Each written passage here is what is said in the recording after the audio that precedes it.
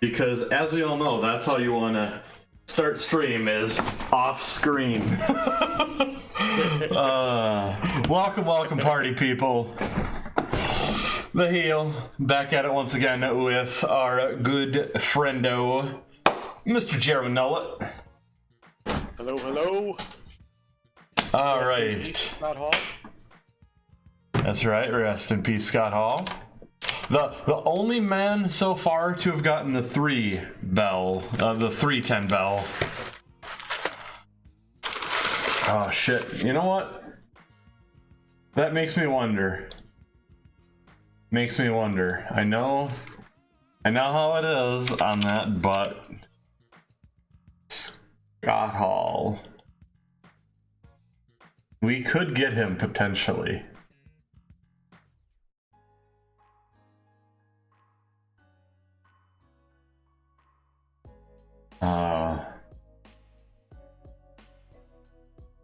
Although I almost feel like if we try to hire him, WWE will come calling again. Just like with Nash. What do you think? Do you think let's hold off on Hall? Let's shortlist him. Shortlist him? Alright. Oh, perfect. He's already on the short list. That's good.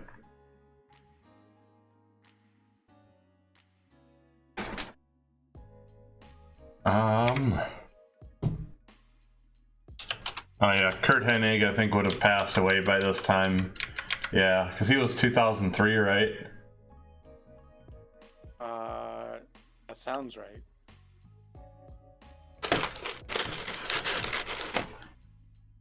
See here.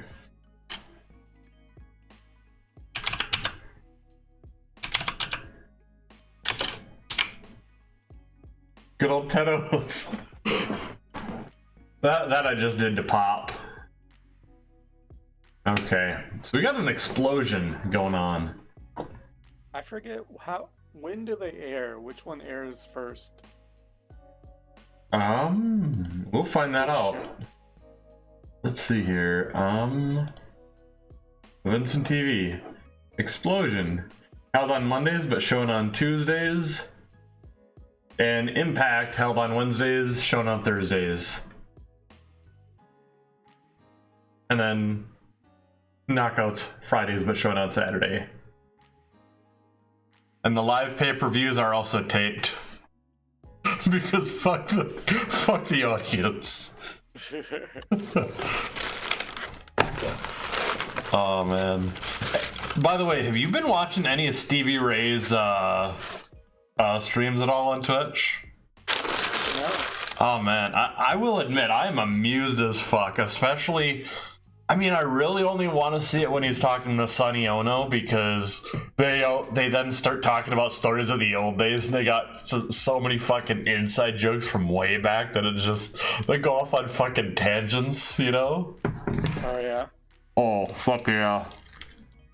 So it's a wrestling podcast, or does he play games, or what?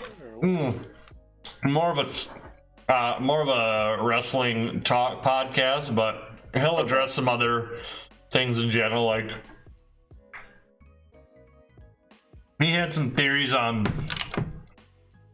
the slap that can't stop being heard around the world, even though multiple headlines. We can't stop talking about. Well, if you just stop talking about it, maybe you could stop talking about it, and you wouldn't have to come up with that headline every other fucking day. It's that simple. It's like, yes, it's a comedian, but also, yeah, that was someone's wife you were making a crack at about hair. Women are, very, I don't know how to put it, I guess, very touchy about hair.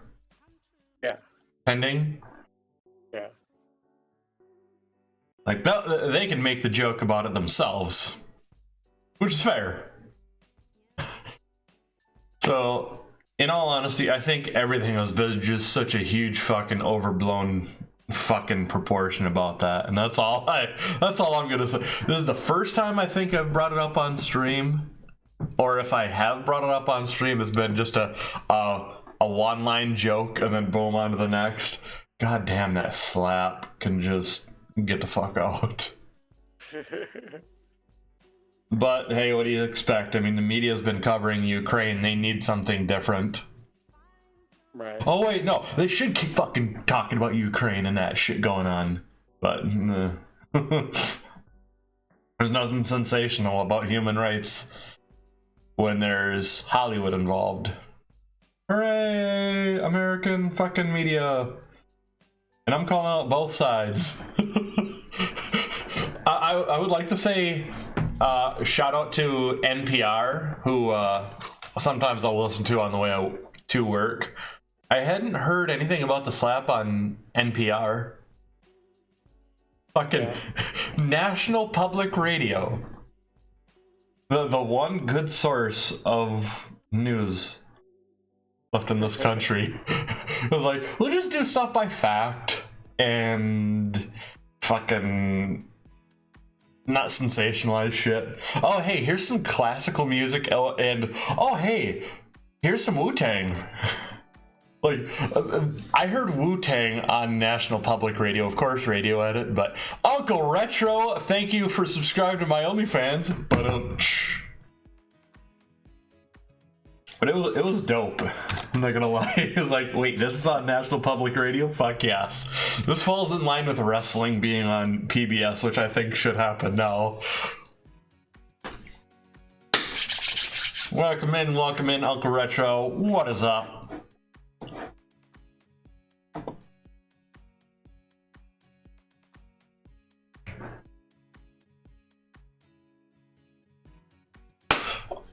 Oh my god! Ironically watching a TNA pay-per-view now on YouTube. Nice!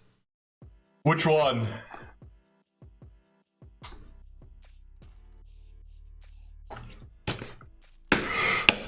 Also bonus points if at some point Jeff Jarrett gets black hole slammed by Abyss in said YouTube pay-per-view. And yes, I almost fucked up again.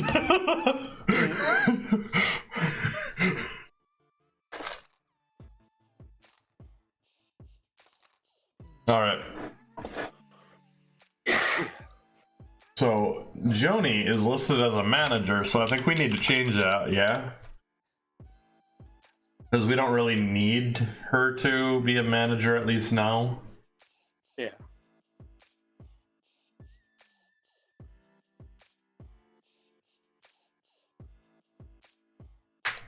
Yeah, I think you don't have any gimmick or name or anything that you have in store for her, right? We're just bringing her in for the name. Ooh. Yeah, I don't have any specific thing for her.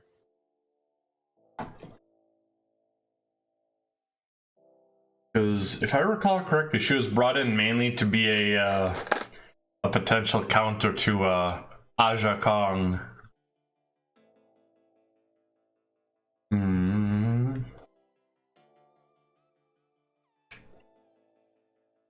How many shows do we got before the pay-per-view? I think we got, what, 4?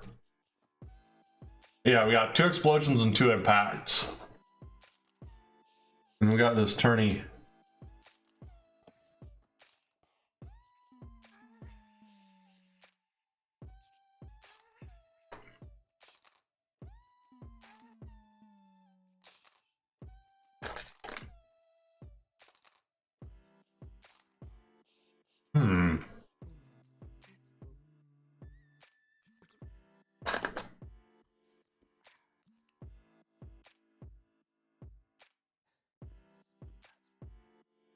What were we gonna do? Were we gonna have the tournament final conclude at the pay-per-view, and then whoever wins that is pulling double duty that night by having the match against Elix Skipper afterward, or?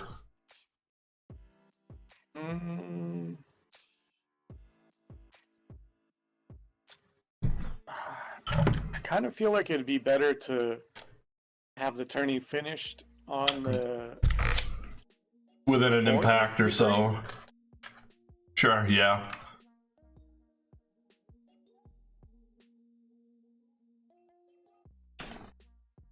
I feel like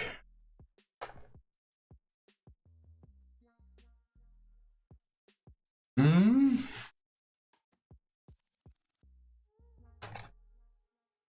I mean, despite Impact being the first house that AJ Styles built, I feel like maybe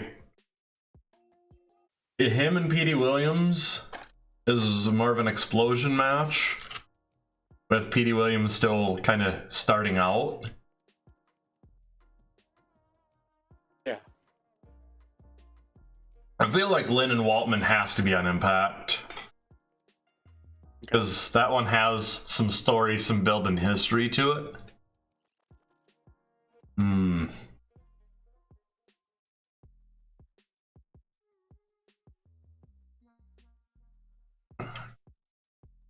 What does that set us up with? That sets us up with Cash versus Hardy and Daniels versus Sabu. Do we do 3 on the Impact this week, or do we do 2 on Impact, 2 on Explosion?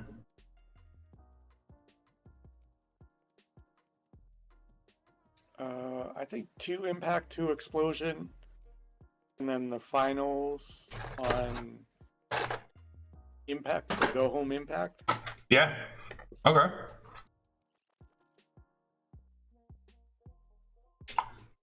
Would that put both semifinals on the Explosion before the Go Home Impact then? In theory, yeah. Okay. I was gonna say in theory it should, but I didn't know if you wanted to use some of those on the Impact as well. But I do kind of like that. It gives a little bit of excitement to the Explosion card. Let's see. I guess the question is, do you want Cash and Hardy or Daniels and Sabu on Impact?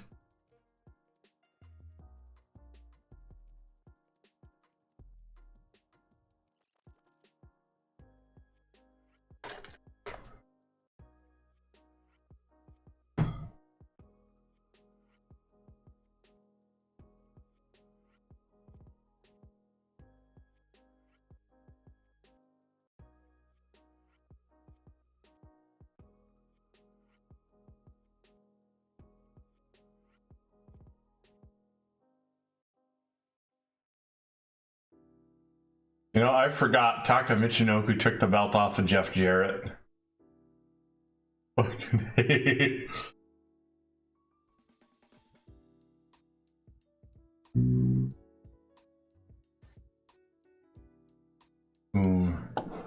Alright, I had an interruption there. Sorry about that. No worries. Let's see here.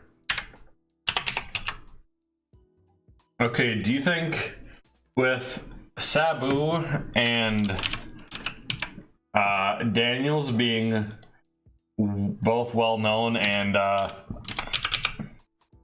Hardy being recognizable, but Kid Cash being unrecognizable, we want to put Daniels and Sabu on Impact and Kid Cash versus Hardy on the other? Yeah. Okay.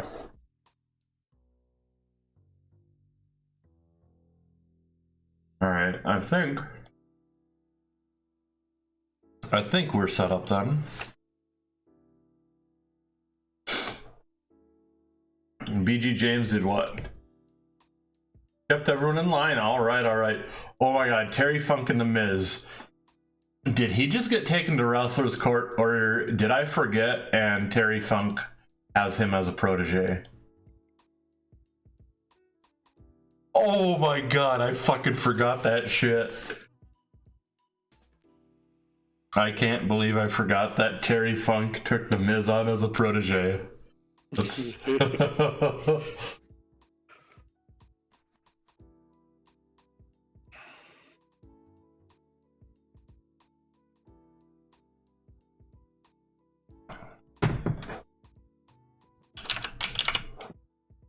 You know, I've been kind of trying to look up online to see if there's any way to improve referee skills, and I can't find an answer on yes or no at all.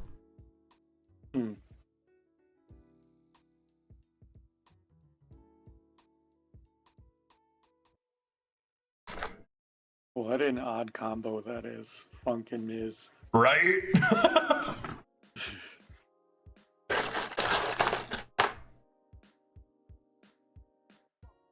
Like, at least Cena and Miz make sense. But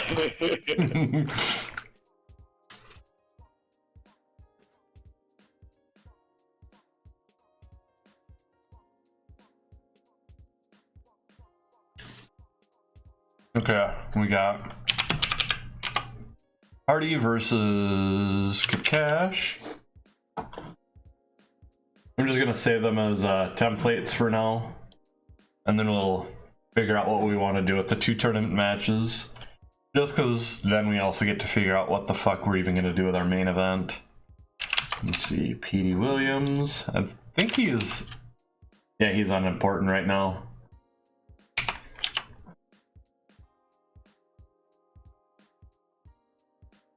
Okay. Do we want to have either of these 2 matches as the main event on Explosion? I think if AJ's in it, it could be the main event. Okay. Well, at least switch that for now. And let's see, PD, what's your consistency? You got great consistency. So I think, should we say fuck it, steal the show? Yeah. Okay. Naturally, Petey Williams is the victor here. Here. Oh yeah, call in ring. Maybe not. Let's Petey. What's your experience? Oh, your experience is alright. Your psychology's fucking phenomenal. Not as phenomenal as AJ Styles. Let's see here.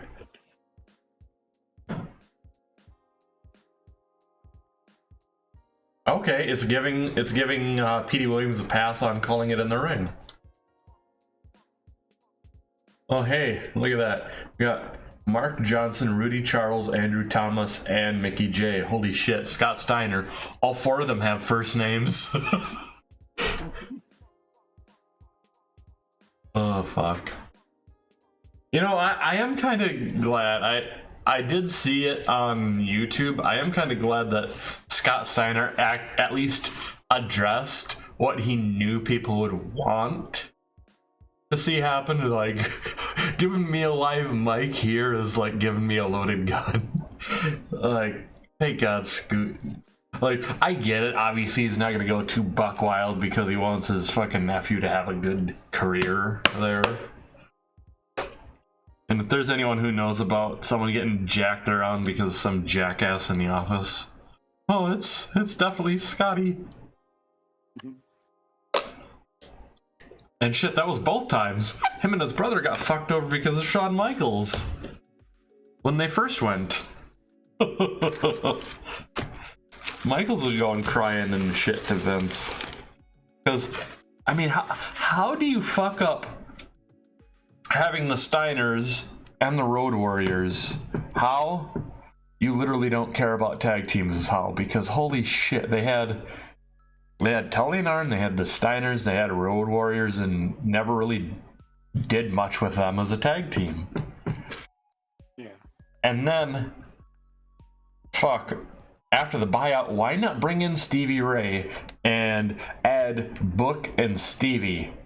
Imagine Harlem Heat and the Dudleys. That would be just fun as fuck to watch.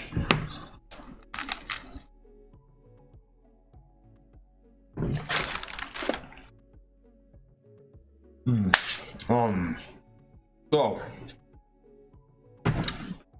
do you have any other particular matches that you can think of? Let's look at the storylines real quick. Okay.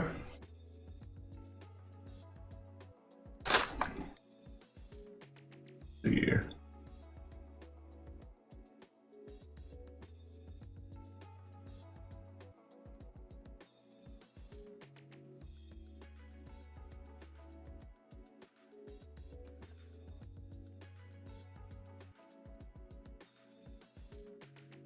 Yeah, I forgot Hiroshi Tanahashi was in the first round.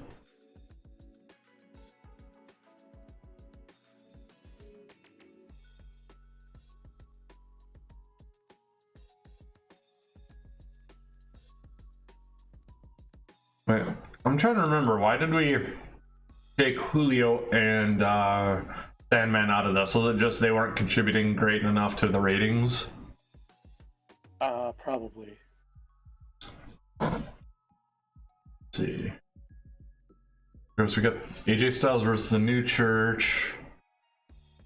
We got AMW and their manager Dutch Mantel versus Akmo and Sonny Siaki. T versus Ventura. And I think what they had, there was one match between the two of them, right? Or not yet? Oh no, we haven't. Have we pulled that trigger?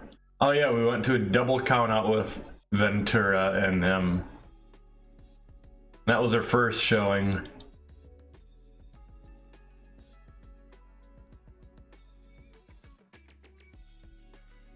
Into a title hunt with Abyss, Dusty, DDP, Jarrett, Piper, and Sting. Rick Steiner versus Cena and The Miz. X Division bringing the heat, which is our tournament, and Raven versus CM Punk at this point. What was the last thing we did on the AMW feud? AMW defeated the Kings of Wrestling, Samoan Connection, and Gilberti and Young. And that was on Impact. What? Storyline was last advanced in Impact, or in March of Impact? Okay. I guess that tells us why the heat's starting to drop low. And is someone injured again? I feel like someone might be injured. Chris Harris.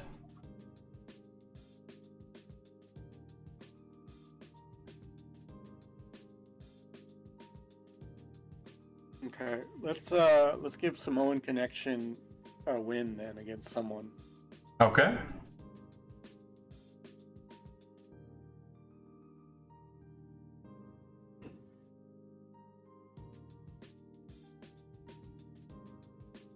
Let's see.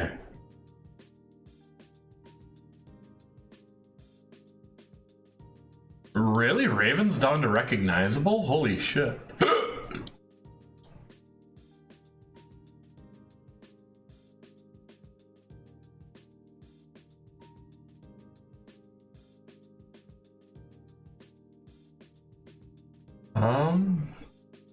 Do we want to do Chronic? Sure. I feel like that gives them, at least in name value, a legitimate, like, we've beaten former WCW tag team champions. Yeah.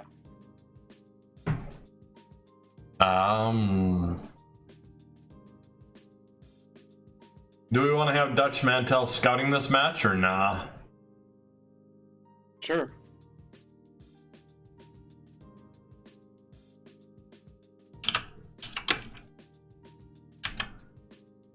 All right. And what do we want to do with this one as far as match notes go? Do you want to do Wild Brawl? I think that can work, yeah. Akmo or Sonny gets the win? Doesn't really matter to me. Okay. I'll give it to Sonny just because I feel like he never really got as much of a push in the business. Meanwhile, fucking 3-minute warning and then Umaga. I was like, Akmo has his place etched for sure in the business and is going to get it here.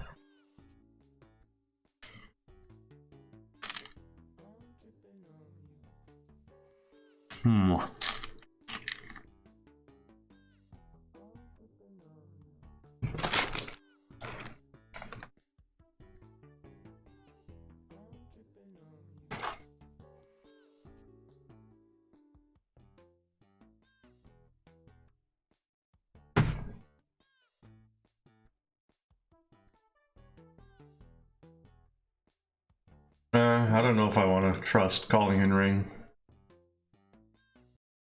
Okay, ECMO's got plenty of experience to call in ring. Yeah, Sunny. Yeah, you know what? Let's see. Call in ring.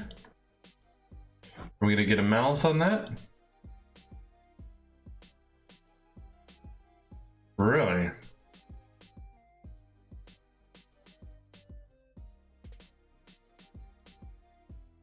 Experience 62.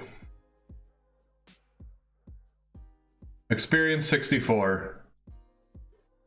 Experience 40. Meanwhile, I have guys in the 1987 who have 20 experience, 22 experience, and they can handle a match called in ring with less psychology. Oof. I think this one the mod builder fucked up again. Do we have any penalties? We do not. Oh yeah, we don't necessarily need a storytelling because it is a B show. If I recall correctly, I think that only goes into effect on the A shows, yeah? No, I think it does on the B shows too. Hmm. Or if it's not saying anything, then we should be okay. Right. I wonder if maybe our product... Oh. I think as a no-style product, we are not required any certain... Well, as long as there is 3 different match aims. But I think B show must be somehow excluded because, like you said, we're not getting a penalty, and this one is set to regular. Although I feel we can... I feel this one should be a calm the crowd match. Either that or storytelling. Kind of telling a little bit more of a not as risky Jeff Hardy.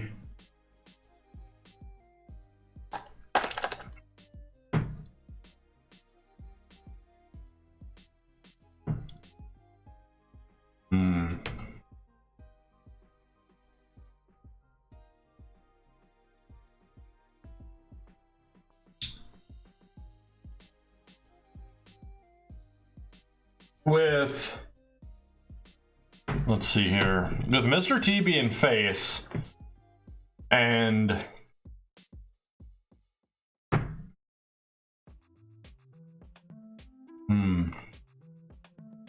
with Mr. T being face and Ventura being heel, do we want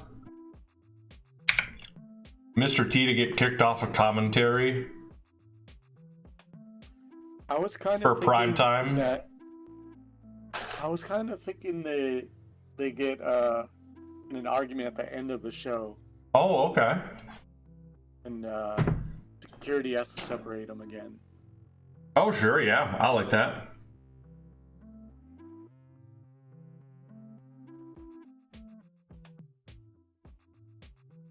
Let's see here.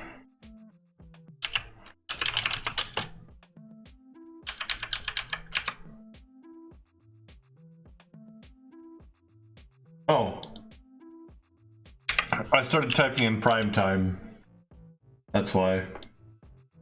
Felix Skipper. Okay, I don't want to replace Scott Hudson on the desk.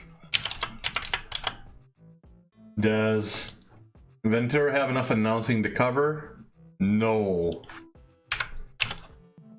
I was half wondering if maybe I just replace Scott Hudson. But nah. I think what I'll do here have... Oh. That's the win the match note.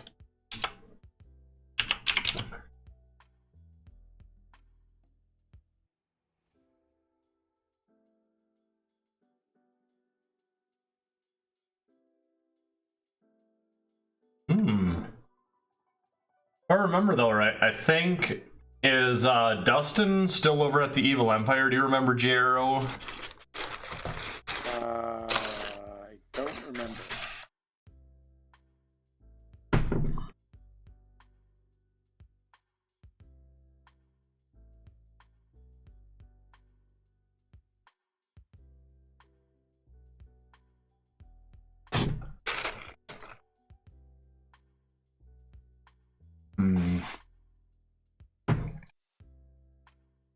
Let's see here.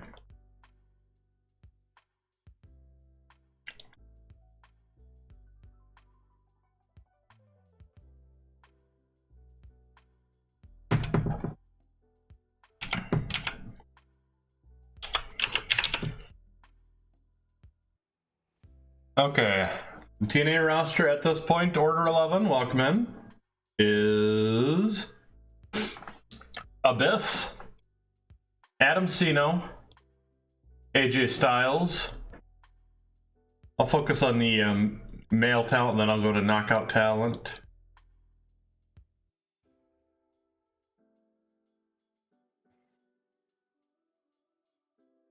I'll be right back. I'm gonna grab a snack. Sounds good. Al Snow, Gran Apollo, Bam Bam Bigelow, BG James, Bobby Eaton, Bobby Fish, Bobby Roode, Brian Adam, Brian Clark, Brian Danielson, Chris Candido, Chris Harris, Chris Hero, Chris Sabin, Chris Vaughn, Christopher Daniels, Claudio Castagnoli, David Young, Demolition Axe and Smash, DDP, D'Lo Brown, Don Harris, Ekmo, Elijah Burke, Famine, which is Ric Flair under his soon-to-be debuted Serotonin name, Frankie Kazarian, also soon to be Kaz with Serotonin,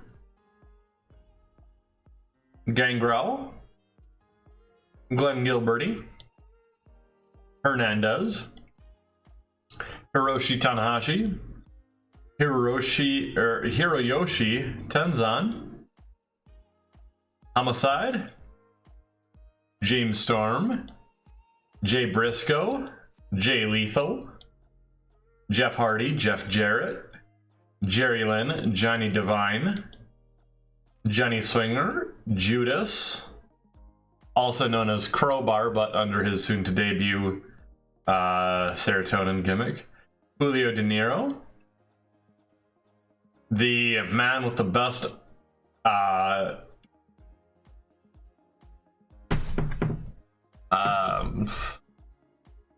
fucking A. Yeah, the man with the best clothesline in the world, Kevin Northcutt. Kid Cash, Legend. Low Key, Mark Briscoe, Ming. Michael Shane. Mike Mizanane, or The Miz. Officer Justice. Of course, the Bastard.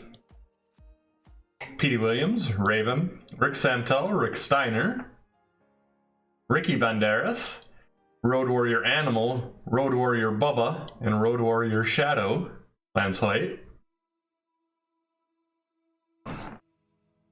Roddy Piper, Roderick Strong, Ron Killings, Sabu, Ring of Honor World Champion, Samoa Joe, Savio Vega, Sean Waltman, Shane Douglas, Shark Boy. Yeah, the X Division is extremely strong. Shinsuke Nakamura, Simon Diamond, Sin, Slash, Sanjay Dutt, Sonny Siaki, Stan Lane, Steve Corino, Sting, Terry Funk, The Amazing Red, Sandman, and Tim Storm, currently in the save though, known as Tim Jarrett. Oh, it's going to. It's going to. I don't know if it did at this time in TNA history. I don't believe it did. But we at the booking community, or we at the booking committee, will go no rules, do whatever we want. Also, we have Abyss, Aki Bono, Alex Wright, Andrew Thomas, Brad James, Butterbean, Shay, Clarence Mason, CM Punk. He has no brand because he's supposed to be able to be... Oh, yeah? Oh, nice. He is supposed to be wrestling on the TNA brand, but commentating on the TNA Knockouts brand. Because with the women's division, their popularity is so low that... Oh.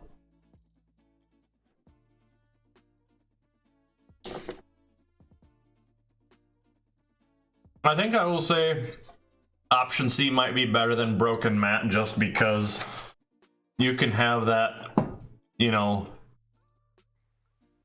lower card talent. Even if they're not going to be winning, they can have that chance to tangle with people in the upper echelon, which, you know, it makes it interesting. It makes it really interesting because you have a lot of what you wish would have happened in WCW. Like, who wouldn't have wanted to see Sting versus Eddie Guerrero? Let's see, Cyndi Lauper, Dennis Rodman, Desire. I think we were gonna can her for whatever reason, we just hadn't yet.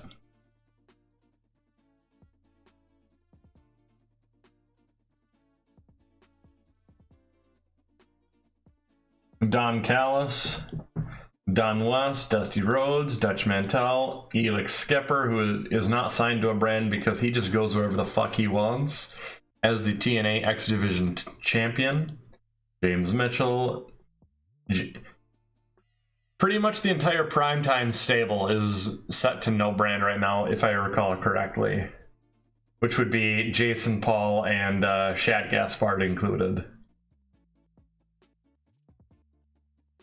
Jeremy Borage, Jesse Ventura, Jimmy Gar. Ladies and gentlemen, a moment to reflect on the excellent work done by the law offices of Mason, Garvin, and Hart. We just signed Joni Lauer, Karl Malone, Larry Destiny. If I remember right, we are using Larry Destiny for Serotonin, yeah?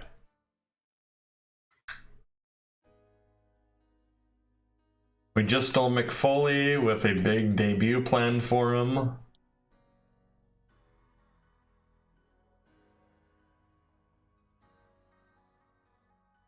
And the women's roster is still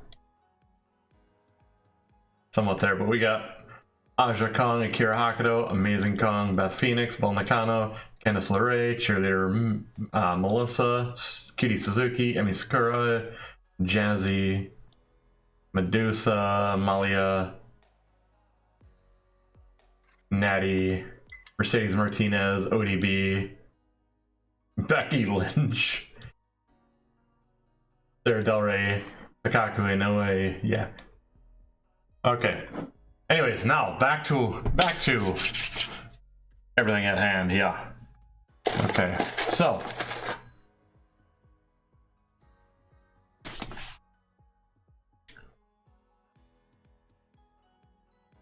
we want security pulling apart Ventura and Mr. T at the end of the show, yes?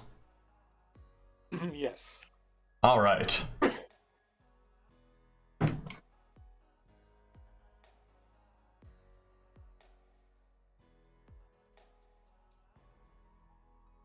Let's see. Wait, does pull apart brawl in here?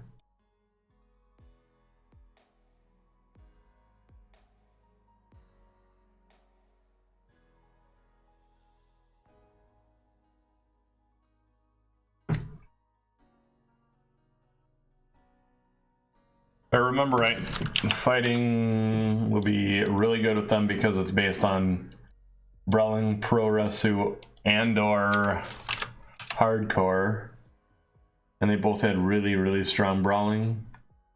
Yeah.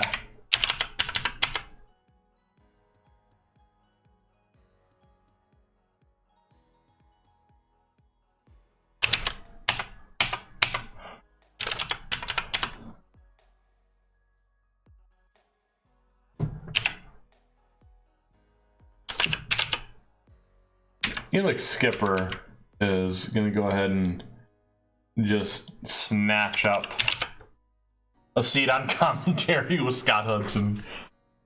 Just because he can. He's at ringside for the show.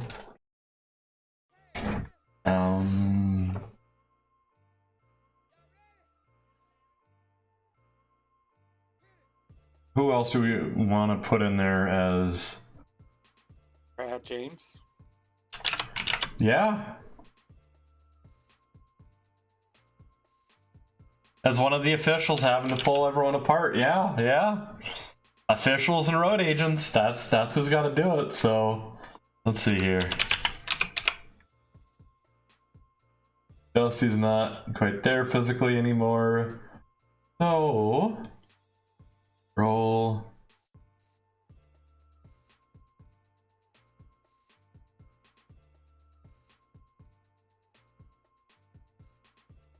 They're a non-wrestling road agent. Barry Taylor, no.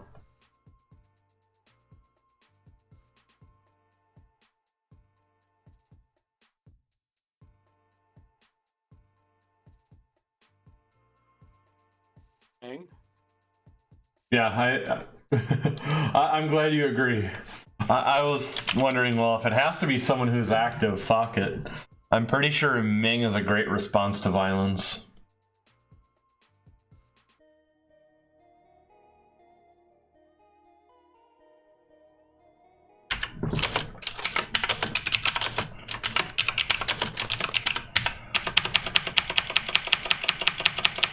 Maybe I want to hit caps lock because I somehow hit that.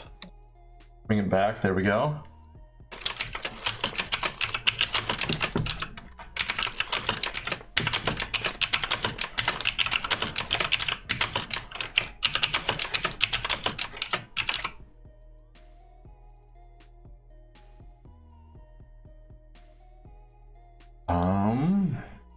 I have another one that I want to suggest for how we open the show.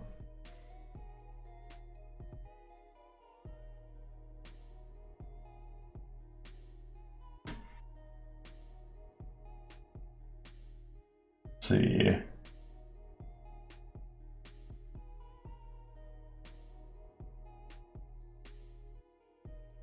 trying to remember though who I want them to be beating down.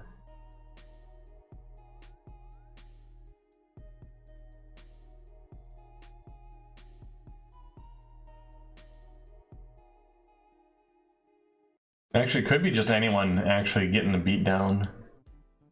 Where is selling?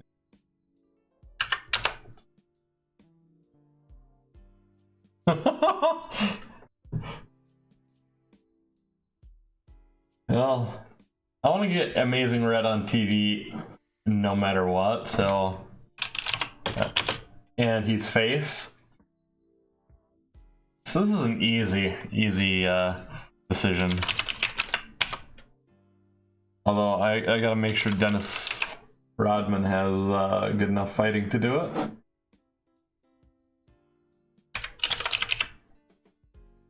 Not so much. What about Big Man Karl Malone? No. Okay, Shaquille O'Neal's fighting is better.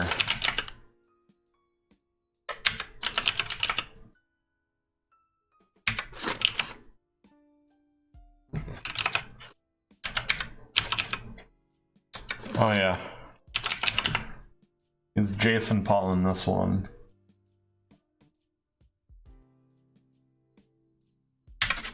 Actually, you know what? How's Jimmy Garvin's fighting? Because that would be kind of funny if one of the lawyers is fucking in on the melee.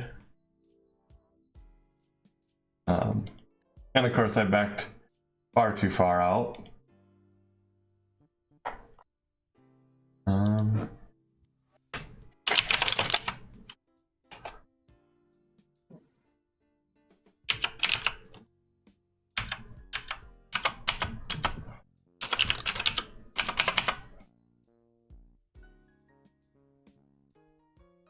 No, that might cause a conflict of interest if the lawyer is in on the beatings.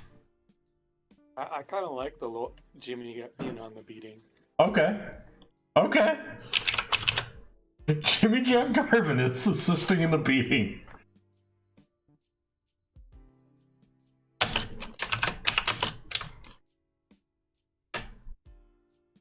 I'm trying to remember, what did we actually call the stable itself? Did we call it the Primetime Players? Did we call it... Okay, we called it Primetime Players. Okay. Ladies and gentlemen, we don't have aces and eights. We don't have the NWO. We don't have DX. We have another supergroup. The Primetime Players.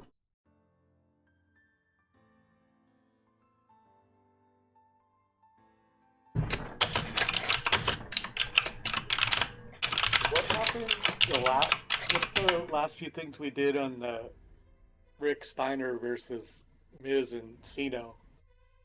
That's a good question. I think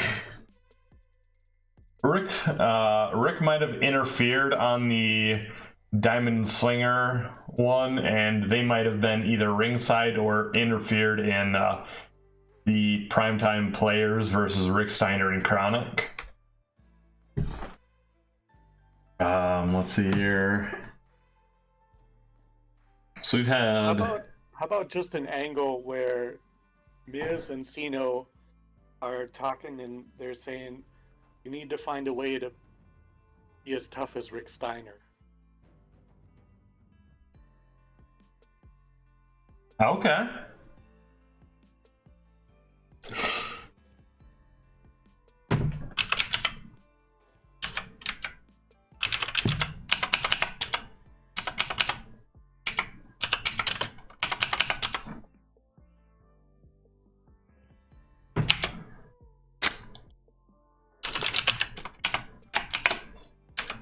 No, I think they're already as tough as Rick Santel. There we go. So that has to be rated on his menace then, since we're going by his toughness. And menace is at a 72.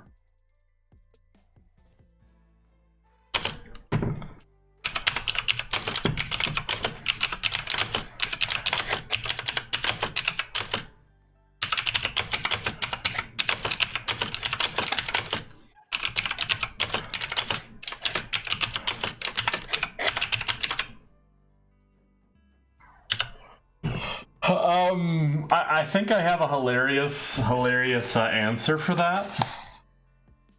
Maybe later they challenge, but not like in a, okay, we're gonna do this because we think we can do this, but we know we have no chance against you guys, but maybe it'll toughen us up, and challenge Aki Bono and Butterbean to a hardcore match.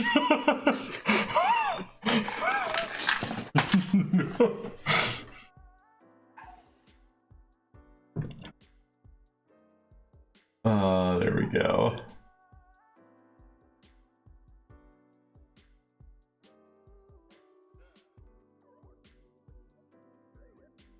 We're gonna easily make Styles versus Williams that long, and let's see.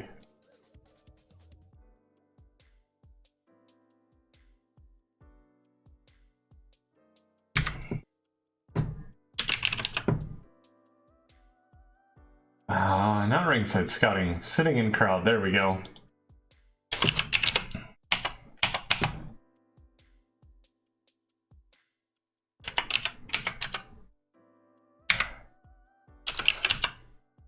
Oh. Let's see. Shaq has more overness than Rodman. Despite the three-peat. Despite the three-peat, I'm just saying. Let's see here. Karl Malone has more than either.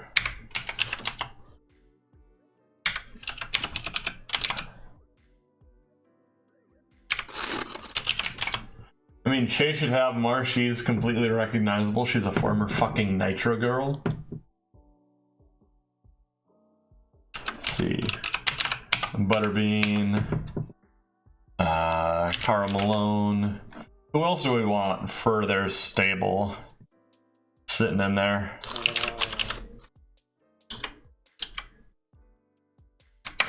Let's do Jimmy, since he's fighting later. Oh, he was just fighting earlier, but yeah.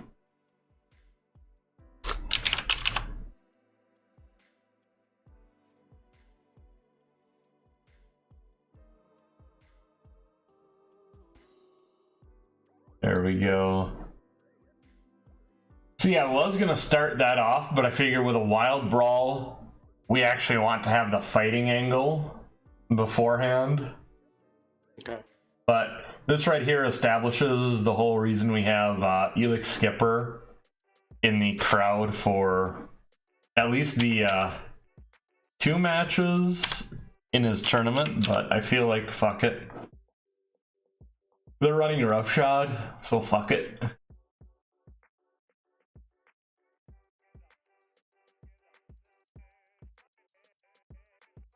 Okay, so we got a start. Strong start as Jason Paul, Elix Skipper, and Jimmy Garvin of the Primetime Players beat down Amazing Red, who has just returned from injury. And following that, in a match that didn't have much heat and terrible wrestling, ouch. Samoan Connection beats Chronic, former WCW Heavyweight Tag Team Champions. Brian Clark and Brian Adams are really showing that age in the ring.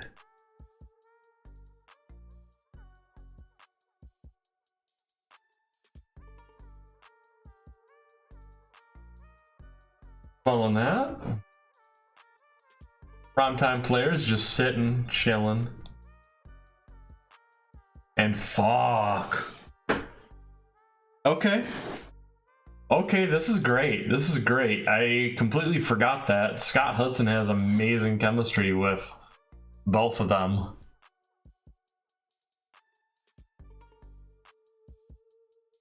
I feel like this, even after the feud ends, I feel like this has to be the team for Explosion to try to help lift everything on that card. Okay. Like, I hate to waste it, but holy shit, that's so good. That's... And we already have a really solid A team, I think, if I recall correctly. Ooh, Miz and Cena did not do very good at all with the script this time around. I've noticed that they kind of go back and forth on that sometimes.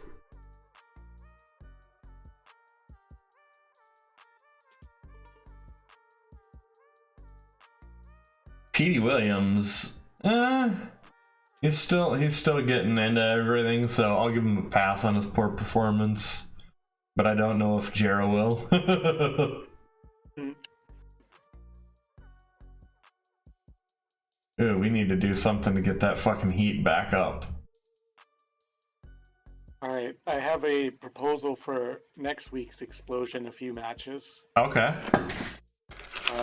How about Ming gets upset that Brad James was involved and either beats him up or beats him in a match. Oh my god. Oh my god. Yes. Or we Dusty's gonna tell Brad, you know, you've been patient, you've been towing the line really good. You're gonna be in a main event tonight, Daddy. And I got just a perfect opponent for you.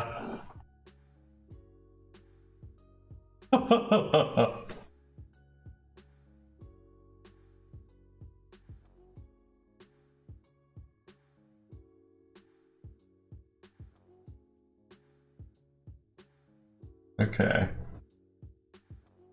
They made an offer to extend to Jazz. And then I also have another match idea. The Amazing Red versus Jimmy Garvin. Oh, okay.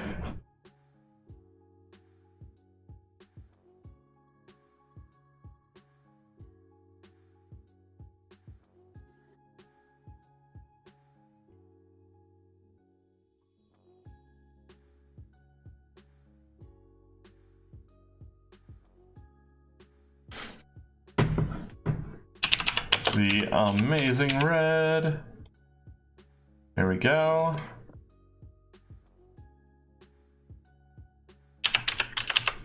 And Jimmy Jam Garvin.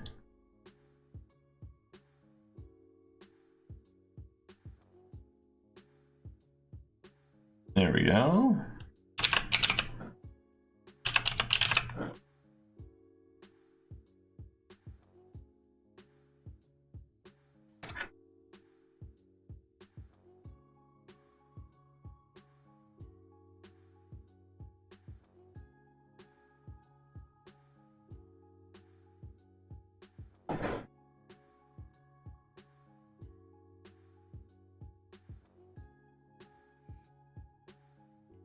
Okay, so James Mitchell. I feel like 1,000 is fine to keep him happy. He does a good job.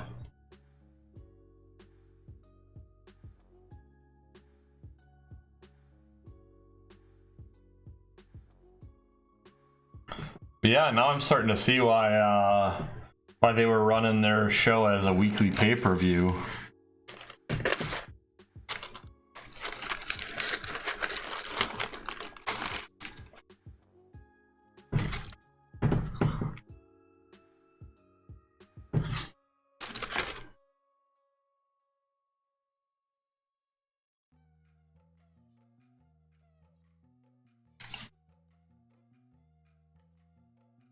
Ooh. Grand Hamada Open Day Wrestling School.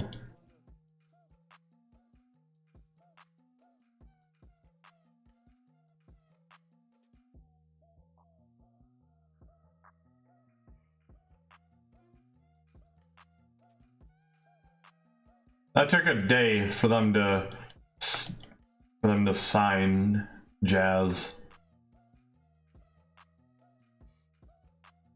Like, hot damn. Ooh, Steve Carino.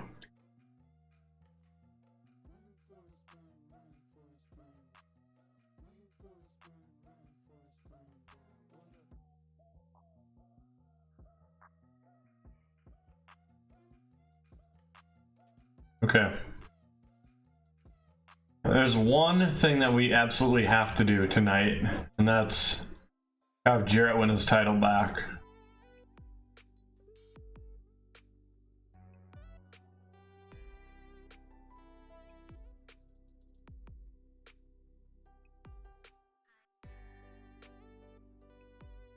I guess his brother should interfere to help him. I think so. I mean, it would be kind of funny that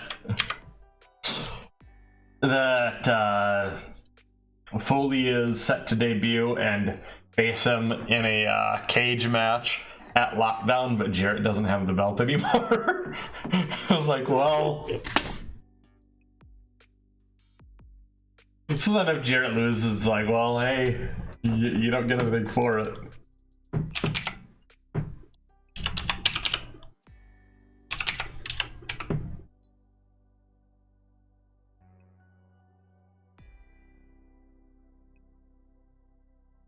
Hey, what's that thing I always forget to do?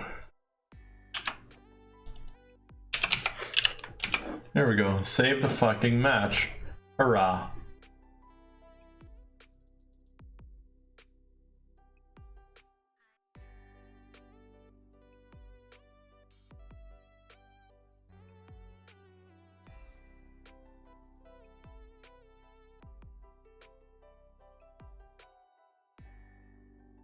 Do we want to do outside interference finish or distraction finish? I'm thinking guitar. Okay.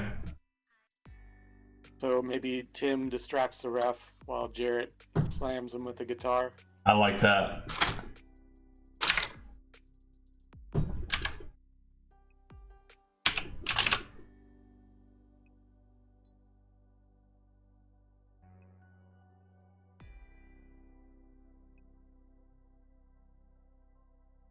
There we go. Perfect.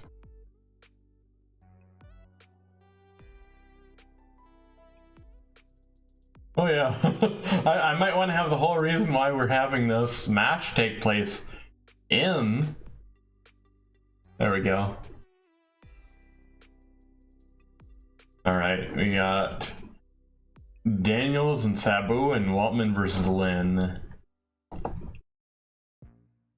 see here.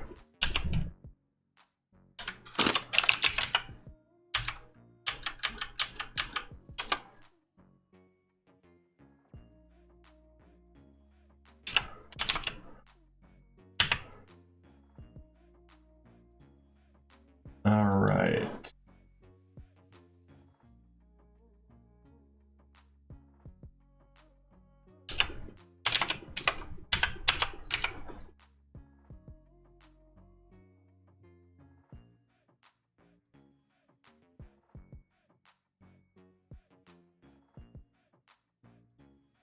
Holy shit. D-Lo's actually at a show. Wow. You know, we really could have used that.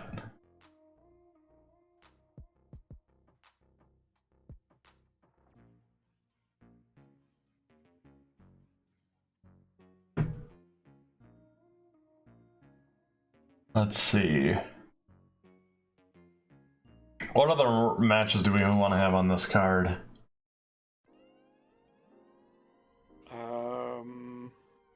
Probably should get Punk or Raven in a match. I agree.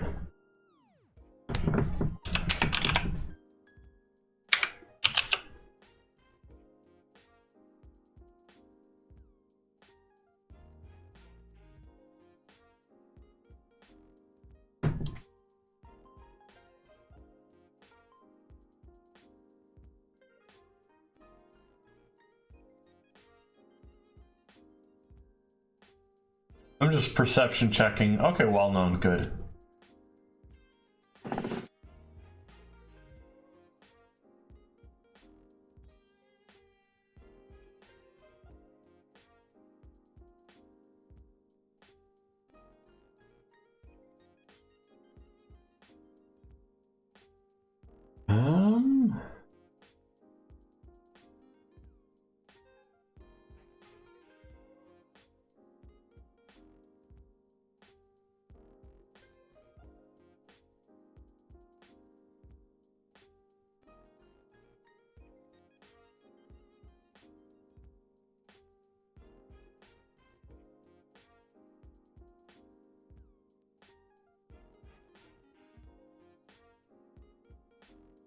Fuck it, I think this might be an entertaining match. Just in general. And it might lift Elijah Burke up. Just being involved in a match with Raven.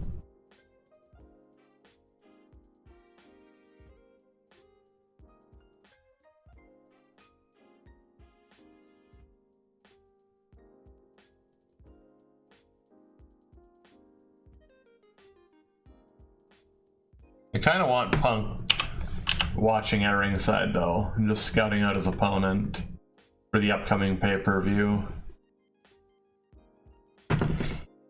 Now with Lockdown, do we want to do the Lockdown gimmick of every match as a cage match, or do we just want to do like the two biggest matches like normal wrestling companies?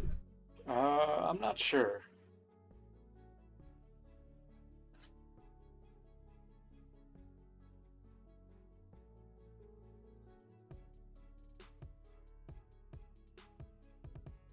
I feel like Daniel Sabu we want to start the show with on a Steal the Show.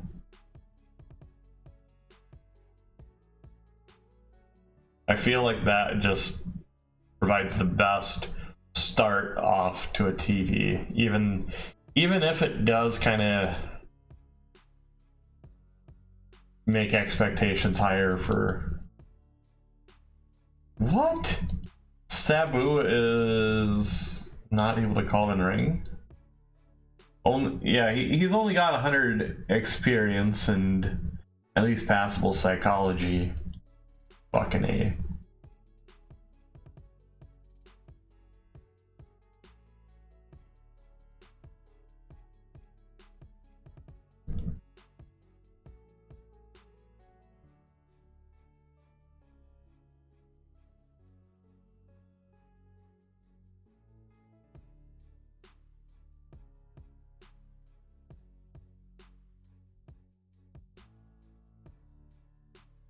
What? That's something?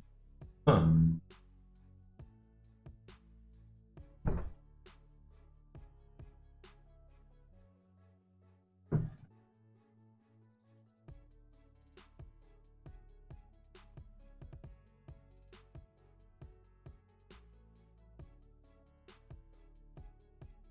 I guess it won't be called in ring. But it won't be scripted either.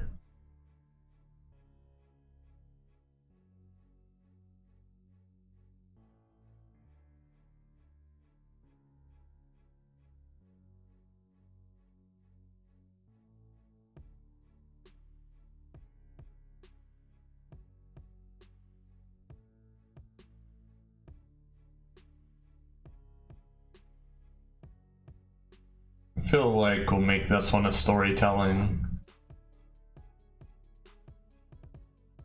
Mainly so that way we can use Jerry Lynn and Sean Waltman to tear the house again.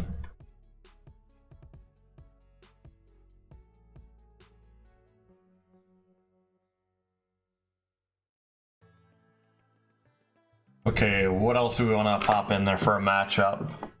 I feel like we're tag team light this show. Okay.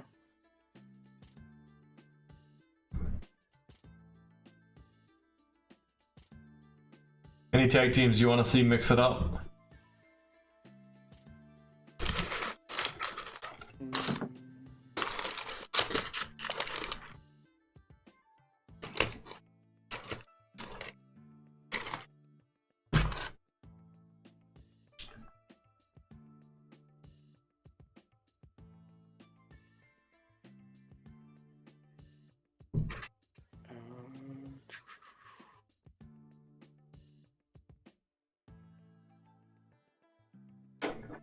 Primetime Ballers? Okay.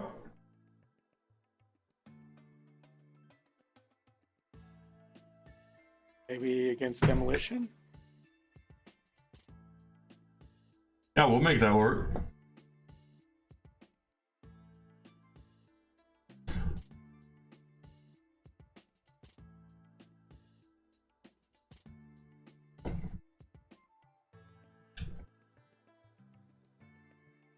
Do you want to ignore that? Sure. Okay. I find that really hard to fucking believe that either whoever made this mod wasn't a Crime Time fan, or they just never put any notes in and game randomized that.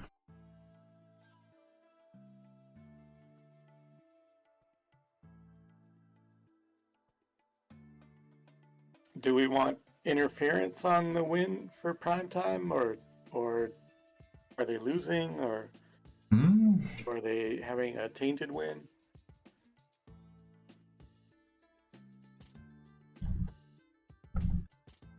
I feel like they're taking the win, but I'm not sure. Maybe.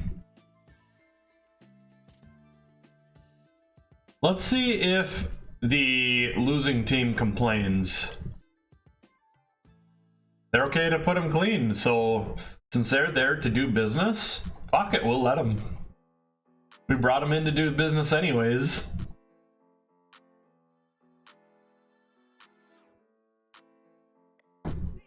Want to do car crash? Maybe.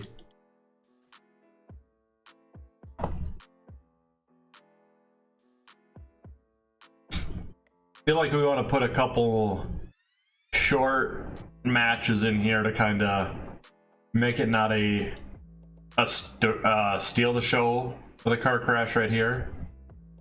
Okay. I feel like Ming's gonna squash someone for fun. Oh, he could do Brad James then. Oh yeah, there. You know what? Yeah, sure. We could advance that.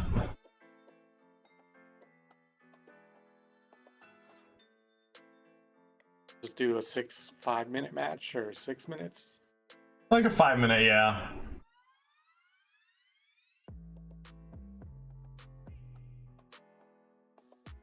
Oh, wrong.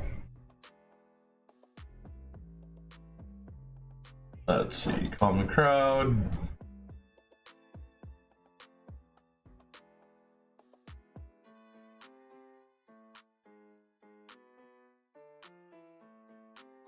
Let's see, is there a boxing note? Huh.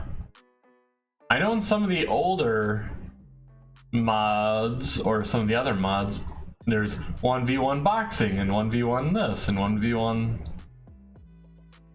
Huh.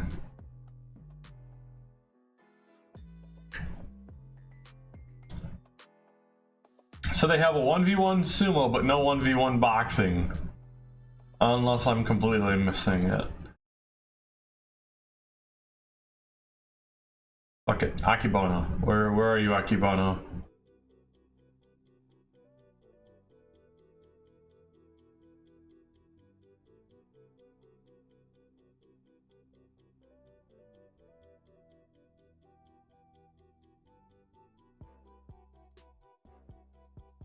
How about Akibono versus Rick?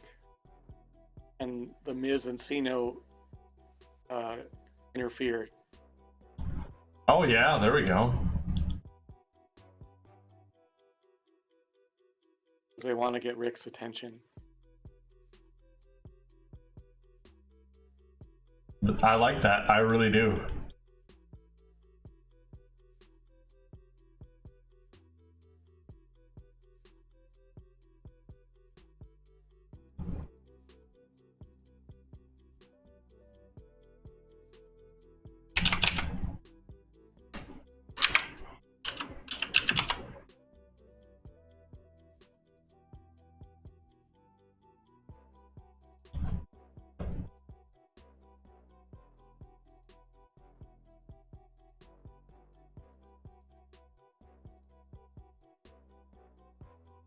Dominate, be kept strong, protect. Okay, he's willing to do business there. Okay.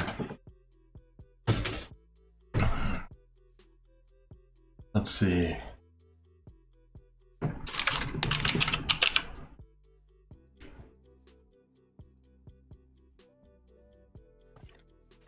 There we go. Ming, Dusty, Brad.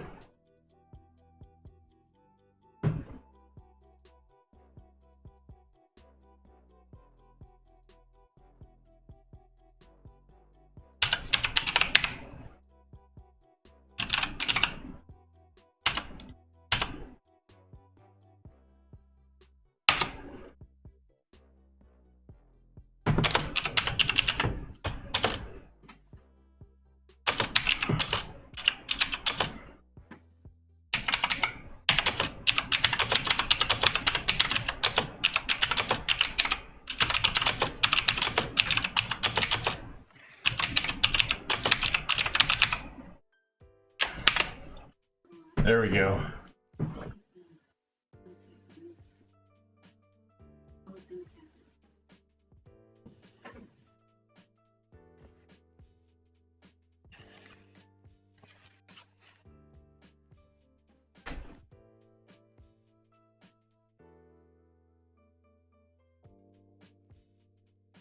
Okay, we got this set.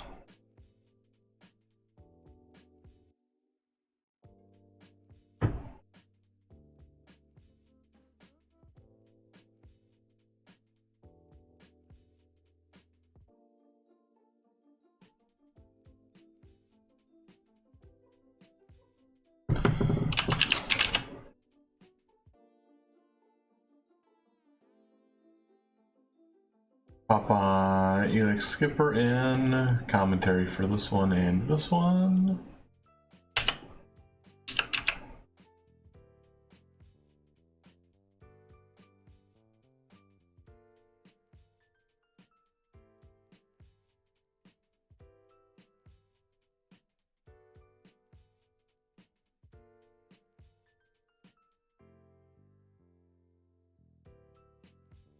One, two, we got 3, 4, 5 spots for angles.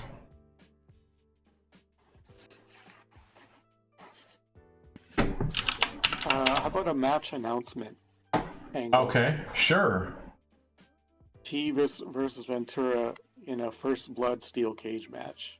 Okay.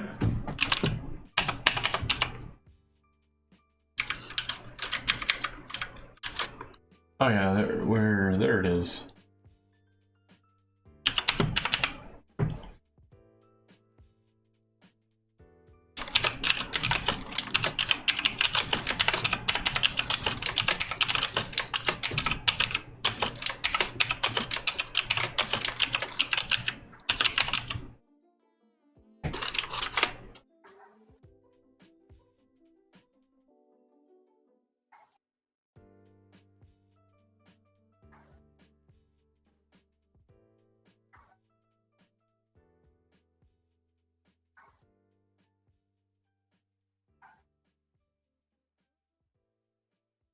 Let's see here.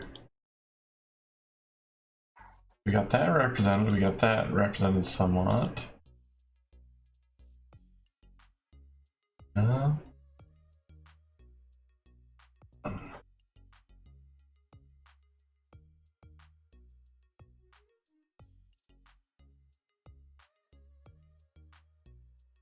What's Tim Jarrett's fighting at? His fighting should be decent, yeah.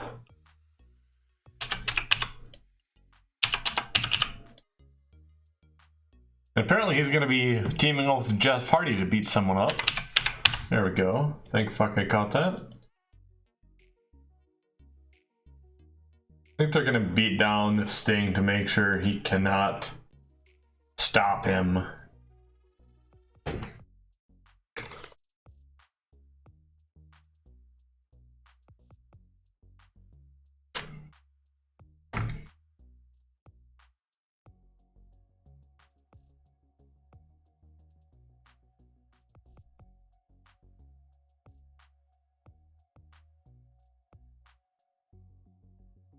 Let's see here.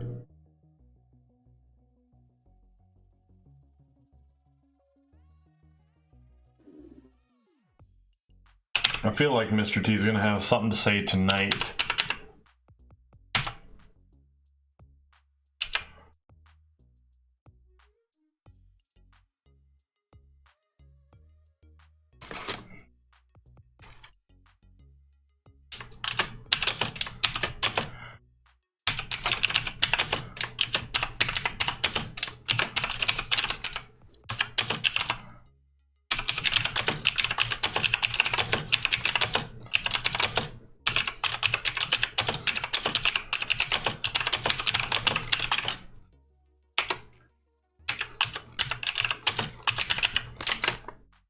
There we go, yeah. Mr. T is gonna taunt Jesse Ventura, let him know his new gimmick is gonna be the Crimson Mask. Of course, the old school way that they used to refer to getting color. Donning the Crimson Mask.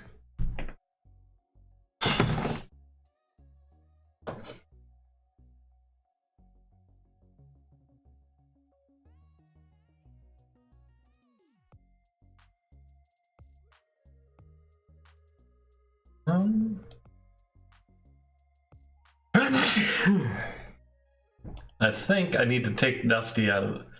Do I though? I kind of want to put Dusty in an angle with Brad James, or in a storyline with Brad James, but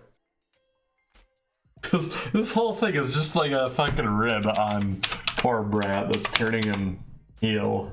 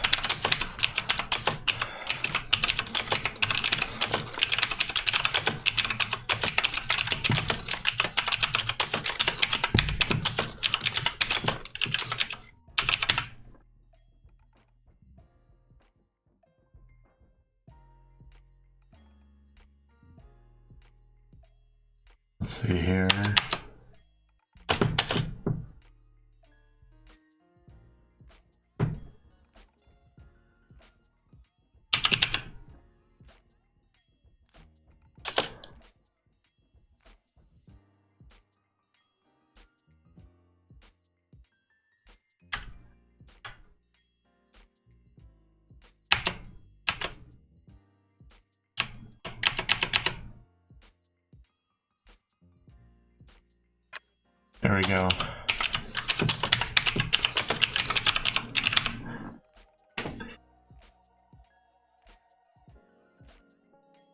Okay, I think I like that.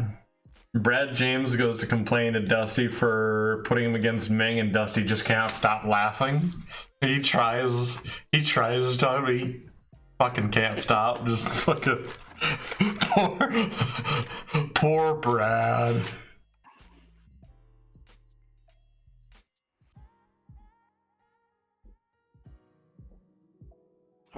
Why don't we put James Storm either getting beat down or in a match?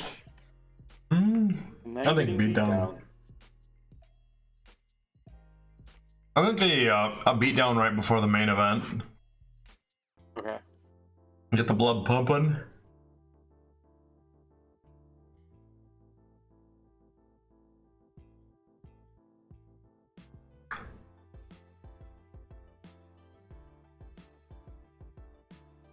Do you want it to be a Samoan Connection beating him down, or who do you want to have beating him down? Yeah, Samoan Connection.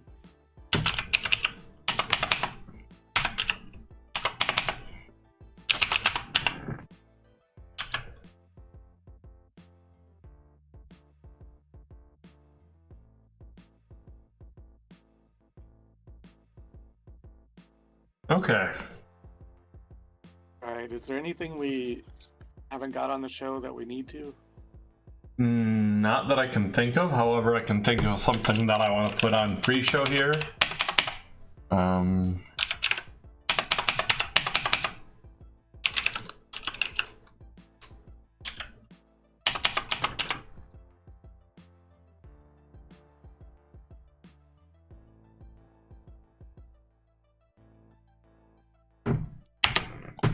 Let's see here. I think if I switch these two around, I'll get the tag team name to show up. Yep, there we go.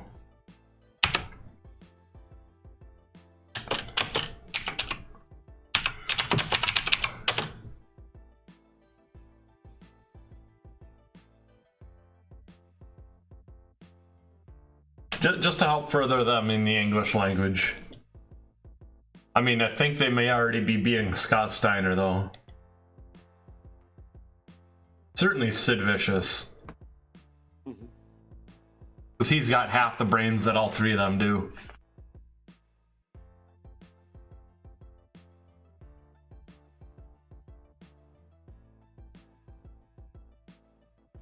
That worked pretty well. Very.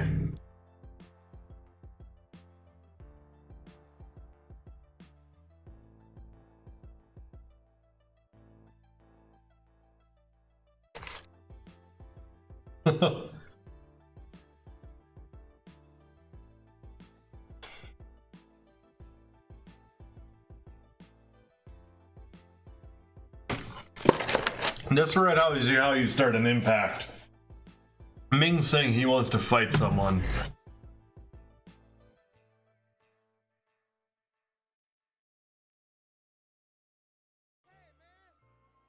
Nice. Fuck yes. Excellent. Gain heat, 75. Hot damn. Really? That had a low heat? I'm kind of surprised.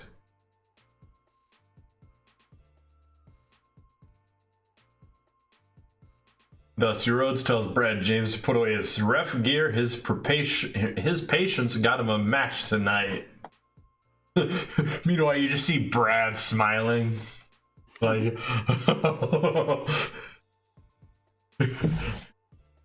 you're like, you don't know how great this is, Dusty.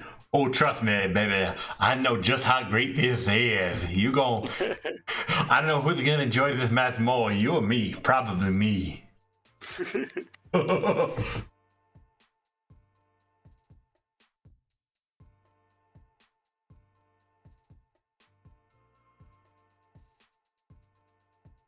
All right, we got announcers putting over the fact that we're gonna see Mr. T and Ventura in a first blood cage match, or first blood 6 sides of steel match. And fuck yes. Another 75 from the X Division crew. Oh yeah.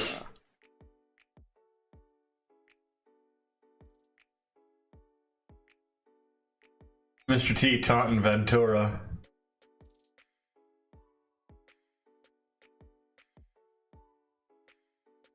That's right, Tong and Death Grip. I fucking love that.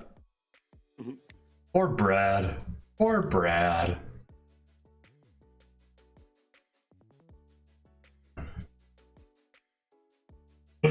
Dusty laughing right in Brad James' face.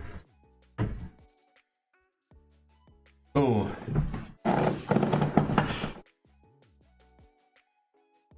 Ugh.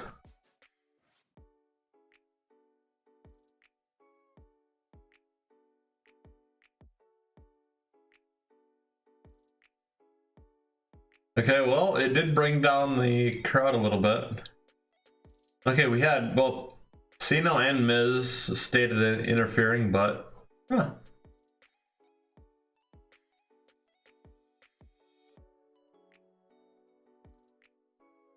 Okay, that worked as a main event.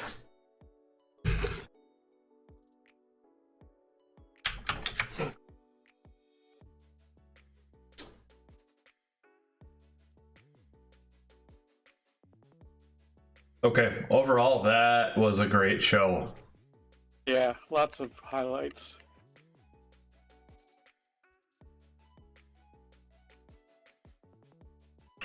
I mean, of course, like Brad James is in 3 separate segments alone.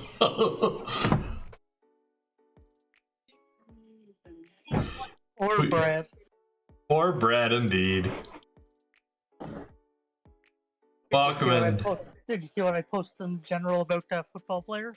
Oh, yeah, I did. Oh shit, what happened? Oh, car accident. Oh shit, yeah. Perhaps I'm still the only bit of info I know. I think he's only like 24. Oh yeah, holy He was fuck. born in 97.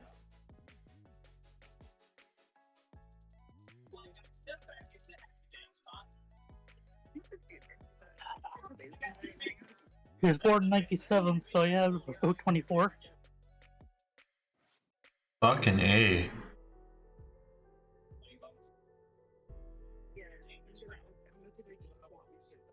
By a fucking dump truck. Fucking A.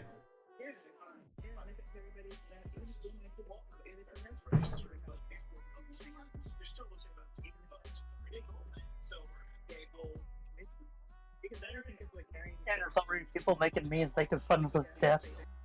What? There's actually people making memes making fun of his death. Oh my god. That's fucked. As bad as I am, I'm not that bad. I mean, when the heel is saying people are fucked up. Yeah.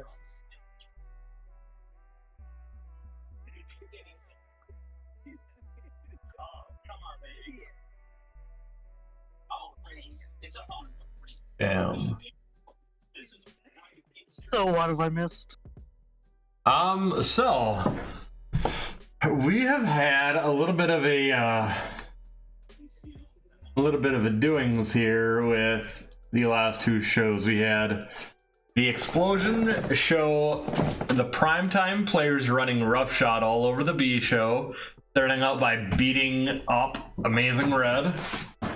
Meanwhile, Elix Skipper just sat at ringside the entire show. Samoan Connection beat Chronic in a kind of 43, so not good. Right. Well, it's a decent low card match. It's what I'd expect out of a low card match. Yeah, 56 for PD and AJ. That seems a little Right. low. Well, we had those 2 X Division tournament matches. Yep. We had AJ Styles versus Petey Williams was one, Jeff Hardy versus Kid Cash the other. And then Cena and Miz tell each other that they need to find a way to be as tough as Rick Steiner. And then at the end of Explosion, we have Ventura and Mr. T in a fight at the announce desk as they get pulled away, and Elix Skipper just kind of takes their place at the seat narrating the action as fucking Brad James and Ming are pulling the two apart. And well, apparently Ming was none too happy with Brad James being involved, because immediately at the next Impact, he went to Dusty and said he wants a fight with Brad James, and Dusty accepted. So he did end up getting Christopher Daniels back? Yeah, yep. Good. And then I was worried about. Christopher Daniels beats Sabu in the opener. And then second angle of the show, Dusty Rhodes goes to tell Brad James to put his ref gear away. His patience has rewarded him with a match tonight. And Brad's so happy, if only he knew. Following that, Raven beat Elijah Burke. And apparently we didn't have... I thought we had an angle between the Raven and the Waltman Lynch match, but we didn't, apparently. But yeah, Waltman and Jerry Lynn go on to put another barn burner of a match on the card along with the rest of the X Division. Yeah, what the hell? It's You've probably done what you did. You have a tendency to do. I forgot to save. No, we were reading through on this one, and we did. There was an angle on each of these shows that are missing that we did read through. What were the angles supposed to be? The missing one here was where we saw Helix Skipper, Jimmy Garvin, Butterbean, and Karl Malone sitting at ringside. It was a 1 minute angle, so I wonder if maybe it's just taking it off because it's a 1 minute angle, but it shouldn't. They normally don't. And this one here, it was a match announcement, because I remember reading that match announcement about Mr. T versus Jesse Ventura in a First Blood 6 Sides of Steel match at Lockdown. When do we get Taka? When he decided to win the NWA World Heavyweight title off of Jarrett on a non-TNA show. I was going to say, I don't remember seeing Taka on the roster before. Added a nice main event to our Impact. Right? It was fantastic. It was a nice variation, what's that? What was Taka's actual in-match rating? That's a good question. 61. 61, bad. yeah. It was acceptable. It was very, very acceptable. He got the El Kabong from Jeff. Yep. I'm guessing he won a show in Japan. I believe so. Because I don't see him beating Jeff Jarrett in the United States. Pending the promotion. Maybe.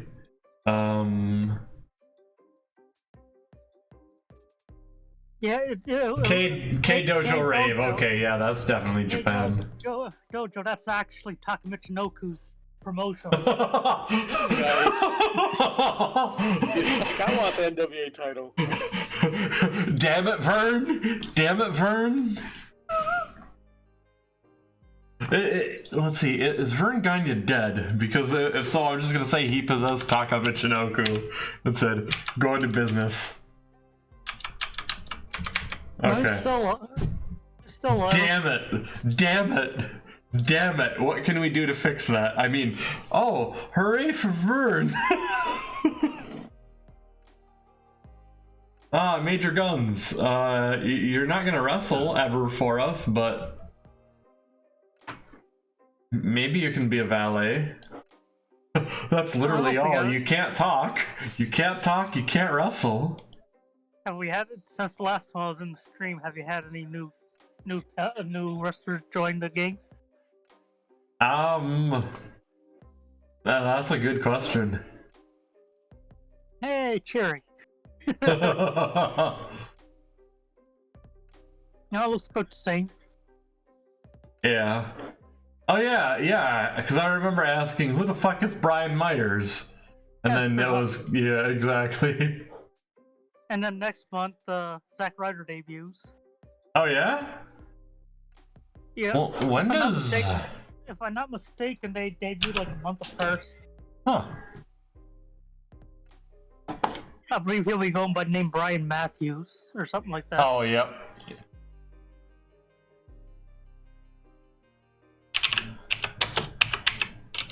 It must be 2 months after that then that Moxley debuts, because I thought he debuted sometime in 04, wasn't it? He did. I'm just not exactly 100% sure when. And I think sometime in 2005, Tyler Black debuts. Oh yeah. I refuse to call him by his slave name, which is Seth Rollins. Oh, I thought his slave name was Seth freaking Rollins. That too. Do they need to say it all the fucking time? Like, obviously, if you say Seth or Rollins, we get it. No one literally on WWE's roster is listed as Seth freaking Rollins. So it's part of his name now. Did you hear about the match that's going to be on Dynamite Wednesday? What is it? ROH TV title, Minoru Suzuki, who's the current champ, versus Samoa Joe. Samoa Joe, you've been a title holder in Ring of Honor before. You can do it again. In fact, because it's going to be hard hitting as hell.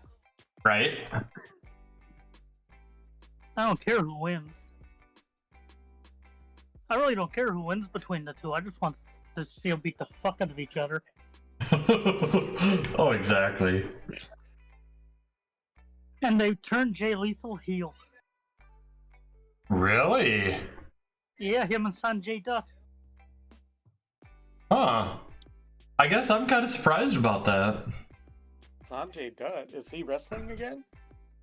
He must be starting up because he's with Jay Lethal. He haven't had an official match, but he's been taking bumps from that, so... Wait, did he retire? Oh, he was at some point, or just... WWE. He was producer in WWE, so I don't know if he was officially retired or WWE just didn't want to... Oh, he was retired because he was hired by WWE and he didn't make a name with them. Kind of like how they fucked up hiring Abyss and not using Abyss, even if he doesn't have the gimmick. He used Joseph Park gimmick once and an angle with AJ Styles, ironically. Really? Yeah.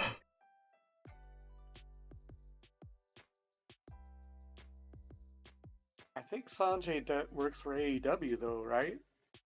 Yeah, well, AEW owns Ring of Honor. Yeah, but I think he was working as a road agent for them. He was, yeah. Then again, he could just be healing from an injury. That's why he was just working backstage. He must probably be cleared now. Let's see here. I was always a big fan of both Lethal and Jeff Sanjay. Oh, Dutt had a surgery to fix a torn Achilles back in 18, although he went on the commentary, so yeah, maybe he was... Doesn't say he went on the commentary, so maybe he was just given time to heal, and then it's like, oh, I can get paid a lot of money over here at WWE. I know. Curtis Axel was actually one of the producers of SmackDown last night. Wait, what? Curtis Axel, he apparently produced the shitty Roman Reigns segment. Roman Reigns. I think Tony Khan was a big Sanjay Dutt fan in TNA. and that's why he's working for AEW. That wouldn't surprise me. Right. Because I've seen Tony Khan say, like, after a Dynamite or a Rampage or a pay-per-view or something, that Sanjay Dutt was the first wrestler that he saw on major TV that looked like him. Yeah. Ah.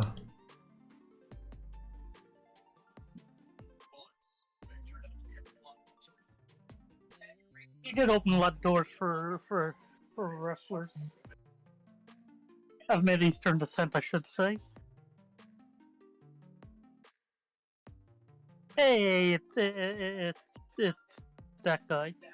Damien Sandow. Yes, that's it. Oh, Cody's first match on Raw Monday night. speaking of Damien Taking on Mizdow, the Miz. speaking of Damien Mizdow, I kind of wanted to rip off that thing and have the Miz and Cena doing that to Rick Steiner. They're like they are his stunt following him around, doubles. like imitating him as a stunt double. Oh my god! They think it'll make Honestly, him. I was like pretty tough with that idea. Oh my god! Because they think if they do everything like him, it'll make them as tough as he is. Miz versus Cody Monday night should be good, but I'm still not watching Raw. I still need to get around to seeing those few matches that I want to see from that weekend.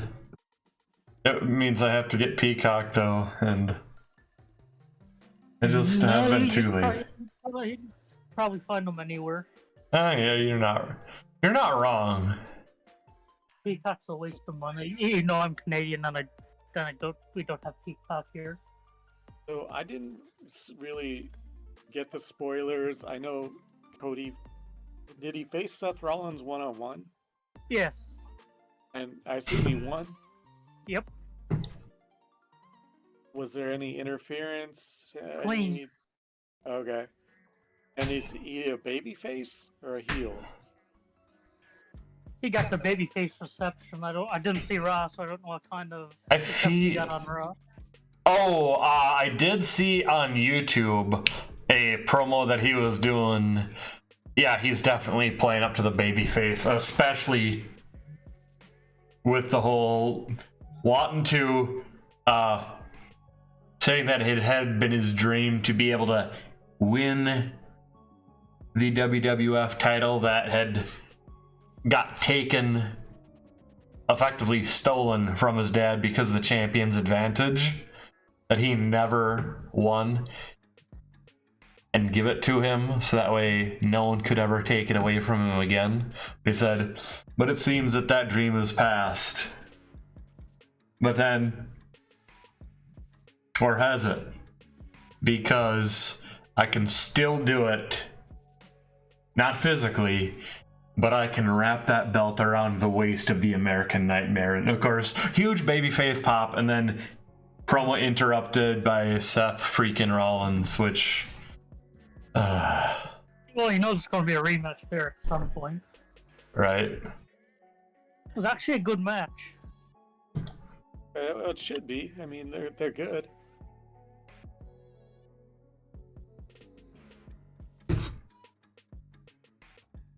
I feel like literally the only thing that's probably bad about Rollins right now is how they're trying to portray him or have him on screen, because I saw that thing on YouTube, and then I saw something on YouTube where Vince is picking his opponent, and god damn, he was so fucking annoying. But of course, he's always been known to...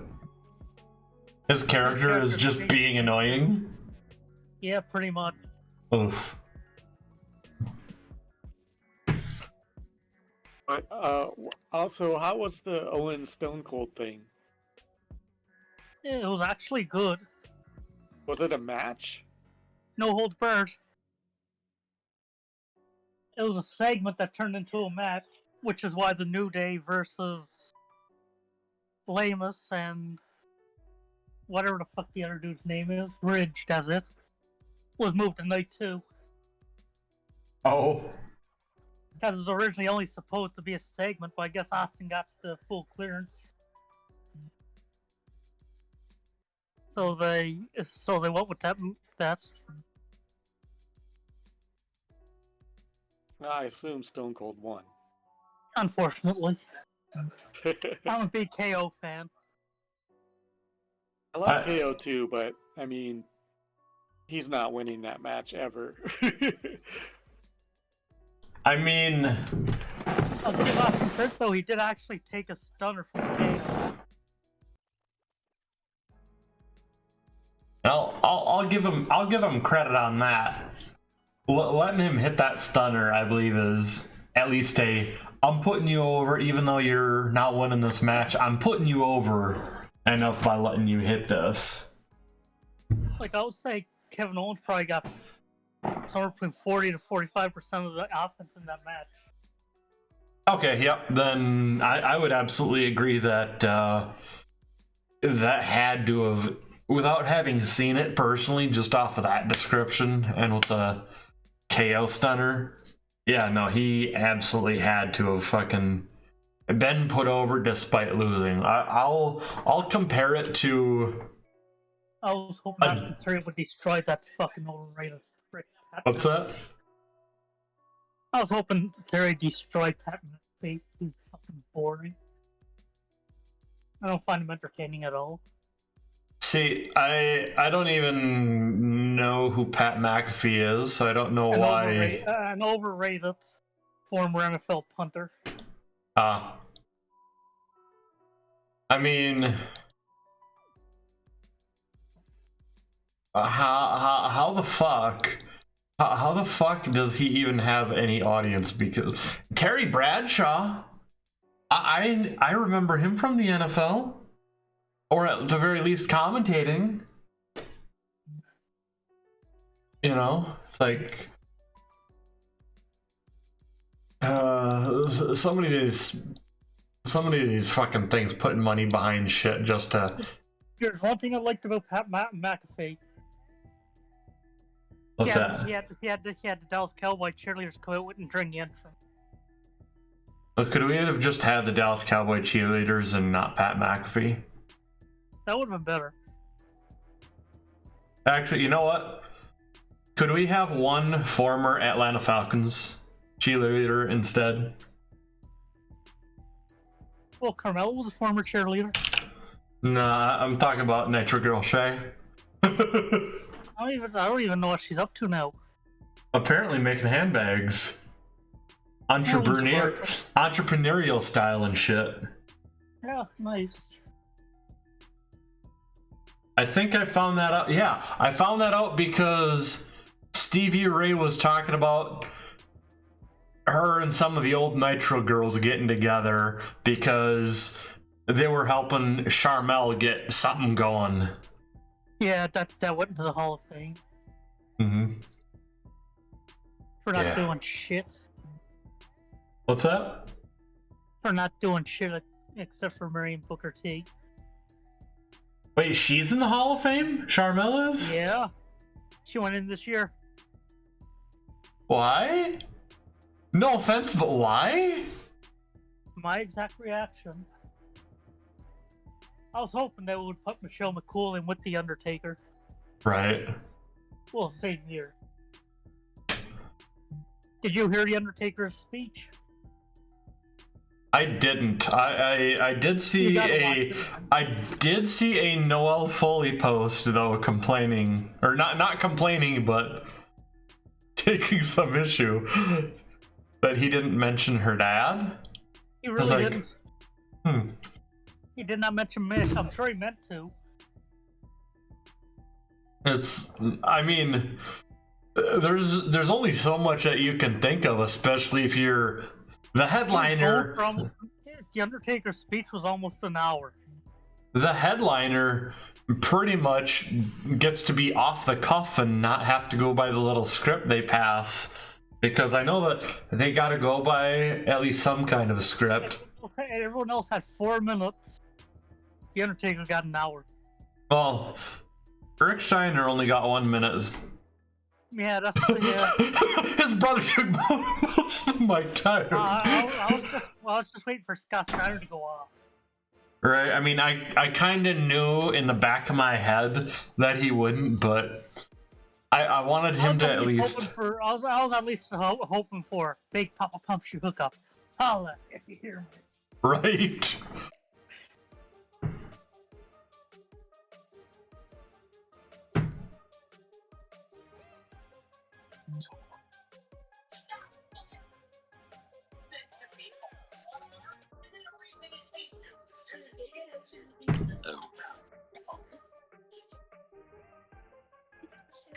Let's see here. So we got a knockouts to book here. So in other words, we haven't done nothing with Punk since. We had him watch Raven's match, just kind of scouting him out before the pay-per-view. What kind of match were we going with for that again? I forget. Yes, what kind of match were we going with? Exactly. I can't remember. So I think we take the Brad James versus Meng off because we already did that. I was thinking if the option is there, the Ravens Clockwork Orange House of Fun match. I don't know if he got in the mod. That is a good question. Well, we'll find out. We will hit next. We'll find out. Where the fuck is Matt Capitelli? Poor guy's dead. Oh. Yeah, he was on Tough Enough and he ended up getting cancer and couldn't fight anymore, so he's basically behind the scenes. Oh. And he died about, a year and a half ago, I think it was.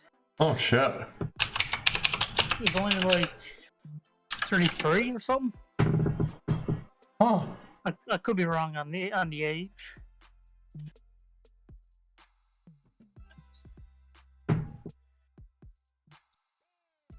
So who's left in the tournament now? That was my idea, technically. Sean Waltman versus Hardy, and Daniels versus Styles. Okay, nice. Maybe were we having Styles win the tournament? I don't remember.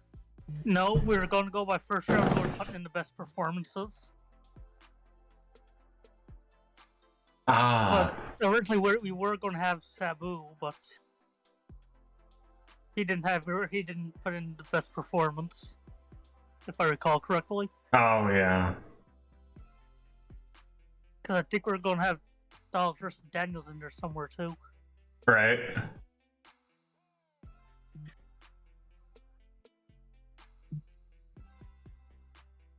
Which, of course, that's going to be one of the hottest fucking matches in the tournament. Oh, for sure. It may, in fact, be the hottest match in the tournament. So I see Styles versus Hardy, or Daniels versus Hardy being good too. Mm-hmm. I think he's still good, but it's bad to say Waltman's the weak link there. I don't know. Waltman had like a 70-something last match. Oh, geez. I think. Yeah, I think in the style of match that Styles and Daniels and Hardy excel in, maybe Waltman's the weak link. In a more main event centric style of match, I think he is the stronger link. I think he's got a little bit more of that tilt versus the X Division style. Let's see here. Waltman and Lynn 75, I'm not surprised there. Yeah, yeah. And Waltman had 73 on that. Holy shit. I'd be surprised if they didn't have great chemistry because they're very good friends. I believe they do? Wait. We can look at that note. Positive opponents. Oh. Yeah, yeah. They're not listed as having great chemistry. But we do know that he has good chemistry when fighting Bobby Fish. Yeah, I like Bobby Fish, always have. I mean, our fucking roster, how full to the brim it is of upcoming talent. Like, we don't have certainly a lot of just big guys like Kevin Nash, Giant. Hell, even Scott Hall's fucking. He was what, 6'5", 6'6". He wasn't that much shorter than Nash. I'd say probably 6'7". We got a lot of at least the really good fucking workers and high spotters.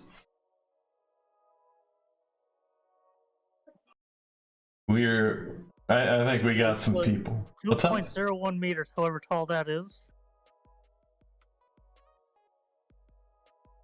6'7". Yep. Yeah, Scott Hall is 6'7" according to Wikipedia. Oh shit. If that's not correct, I'll say it's far off. Oh yeah. I was gonna say mine was just a guess based on what I thought I remembered hearing, but then again, that was also a guess. Let's see. I don't think their actual heights are right, correct half the time when they give them. Is China debuting at the pay-per-view, or... I can't remember. Forgot we signed China. I'm surprised Mr. Wright's not in here today. I am as well, but it's late over there, I think, so I don't blame him. Asia, you just were not that good in the ring, unfortunately. Asia was more of a bodyguard type person. Oh, exactly. I could see her, like, as a potential bodyguard for Shea and Talia Madison. Like, okay, yeah, there we go. Is Madeja there, the one or just started number 1 freak? Yeah. There she is. I feel like she could be useful as a valet too. She shouldn't be listed as a non-wrestler though. She did actually wrestle. Right.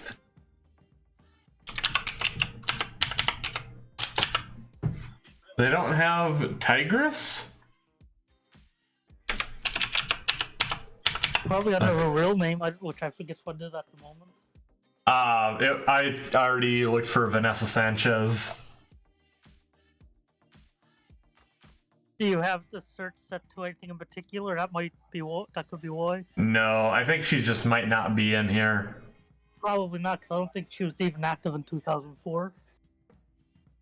The funny thing is, neither was Shay, but they do have her. Wait, did she pass away in the game? Let's see.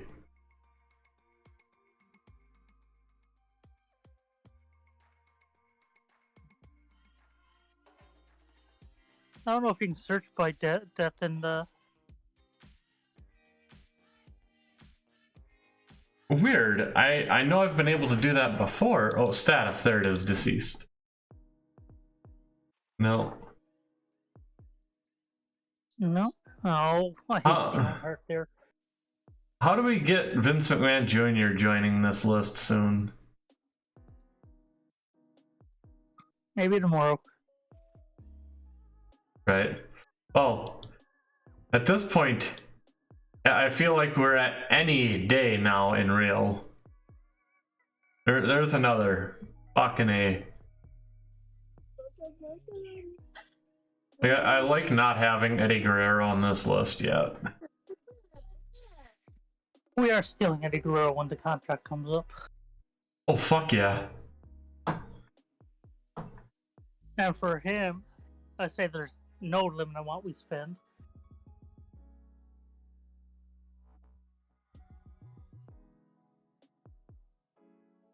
I agree. I think I completely agree. Do we have... Yo? Hello. Hey, how's it going? Welcome in. Going well. Been a long time. Oh, It has. How's it going, Zay? Going well. Excellent. Oh, I wasn't sure who it was because I've never actually been on a call with them. Oh yeah, that's right. That's right. Because So, I'm of busy with course. school. I don't remember the last time I was able to. We haven't been at one since I've joined. I That was think it late was. last year.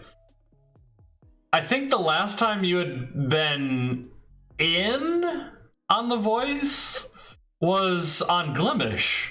Was when we were still running this on Glimish. Yeah, I think so.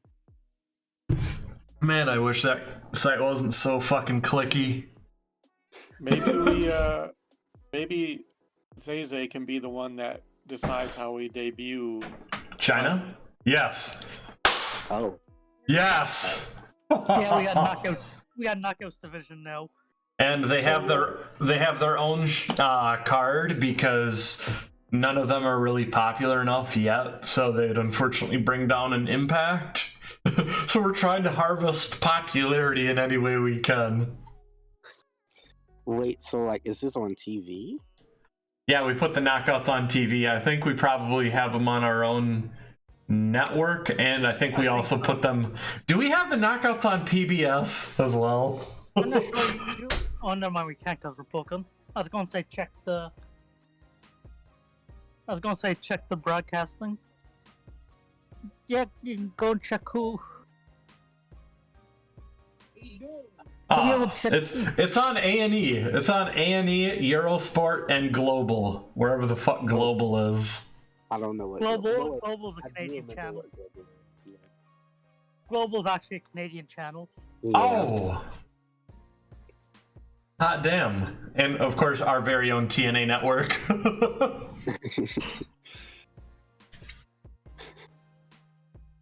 What's the minimum quality for it? Like, what do they expect you to hit? I think since we could only really get graveyard shifts or whatever, I think it's like a 28. no, we have to hit like a 12 or 13. We have a really low bar that we have to make. We literally just throw Cyndi Lauper out there to get her popularity. Yes.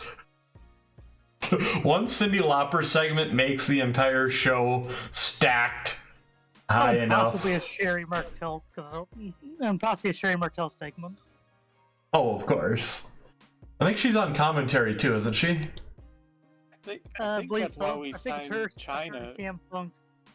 Wait, I think we signed China because she has some popularity, right? Yeah.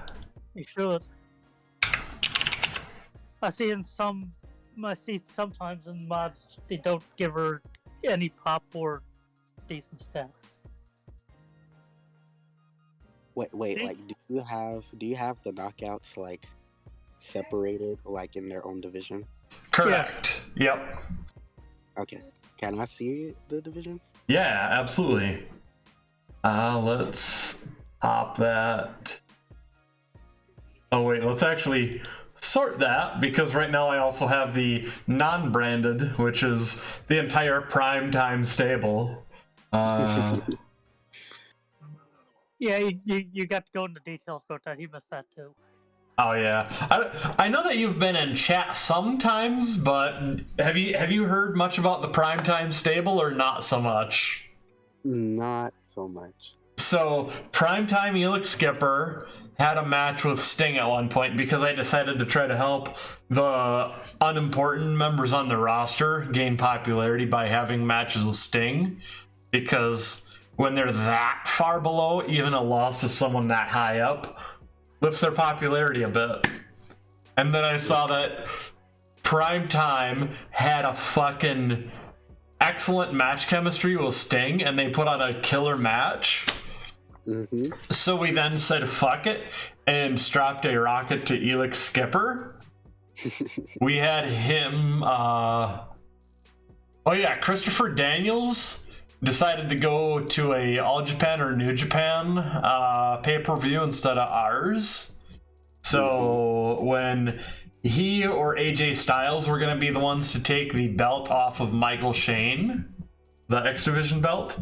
We said fuck it and put the X Division belt on Elix Skipper. So was it after that he got his entourage, or was it right before that match? I'm trying to remember. I feel like it was after, but It was right before.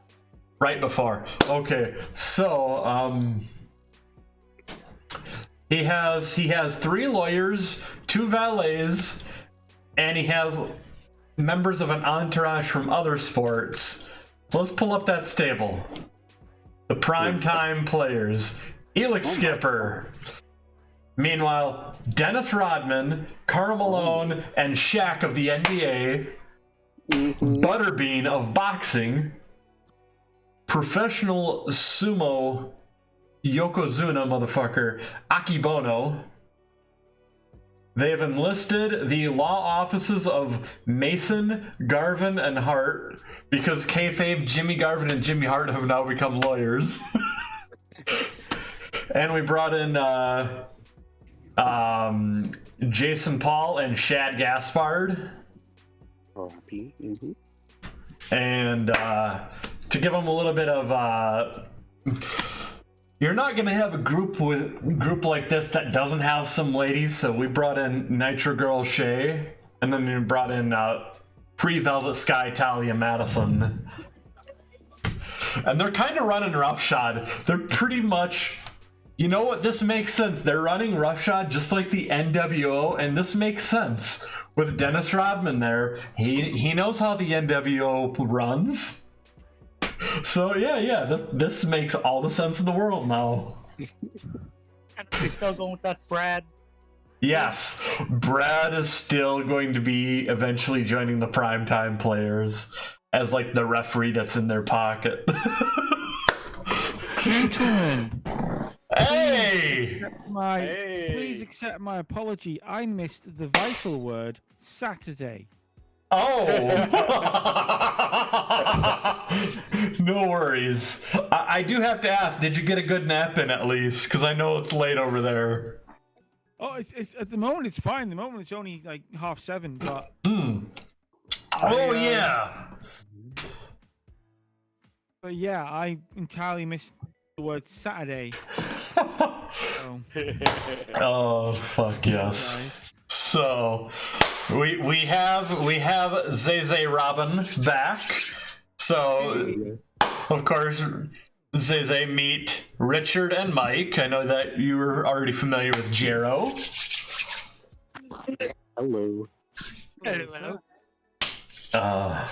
We were just giving them an update on certain things, certain developments, like the primetime players with Primetime players. Elix Skipper.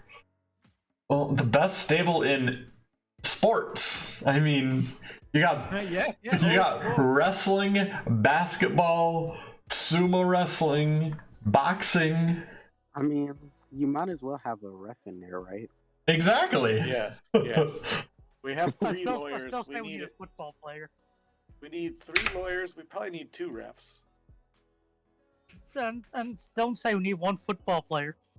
We're gonna have a primetime part 2 stable. Oh my God. The primetime. Is Stevie Ray running? Is Stevie Ray running the B team? No. You know who has to be in primetime players then if we need a football player? Who's that? Mongo. Oh my god! I mean, that's exactly what I thought when you said football player. Is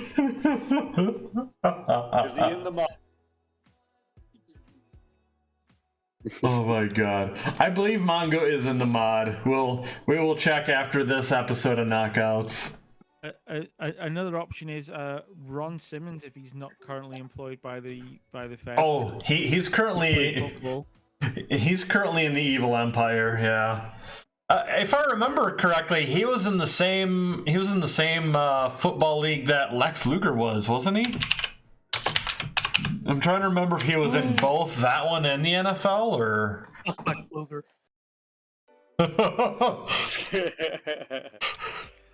Or you could go with Kevin Green.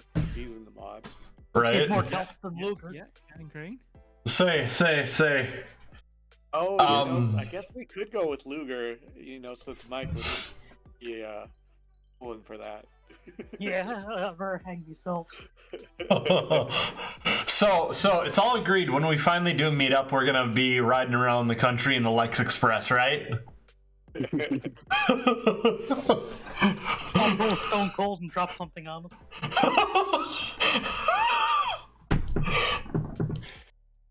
Lex could be the driver for the stable. He could be the driver, and he has the Lex Express, picks them all up. Are you kidding me? Then Mike will want to be the Joker because the Joker kills the bus driver. Okay, so wait a second. The Montreal Alouettes. Yeah, CFL. Yeah. Luger played there. Yeah, I knew there was another reason I hated that team. Whoa, are you saying that you hate the Green Bay Packers then? No. Because apparently he signed with, but never had a game with them. He was... Wow. Reigns also played in the CFL. Holy shit. Lex Luger was with the Green Bay Packers in 1982 on the team's injured reserve list with a groin problem that occurred during training camp.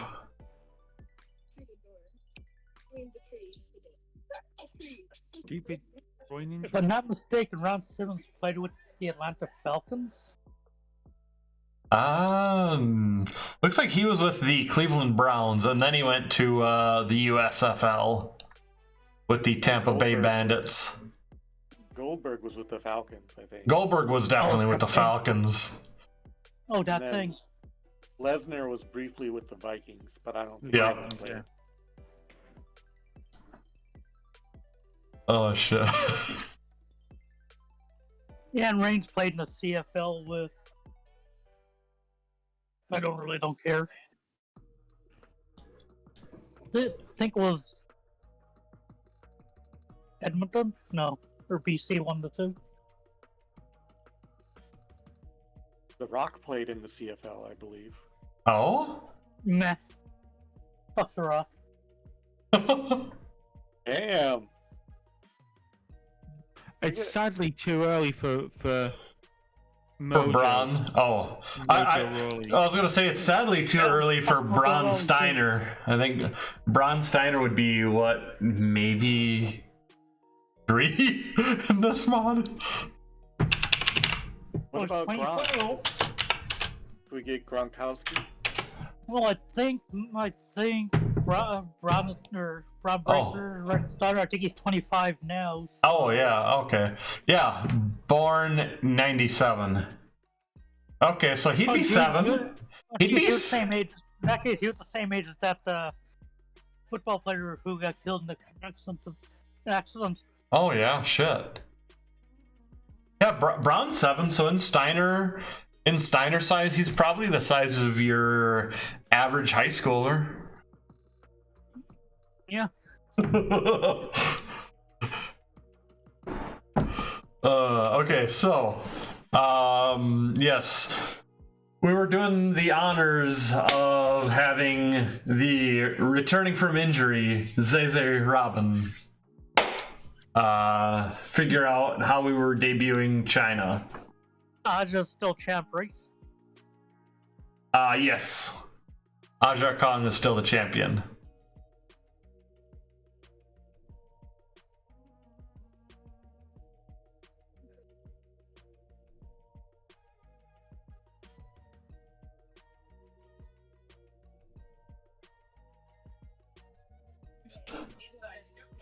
Let's see here.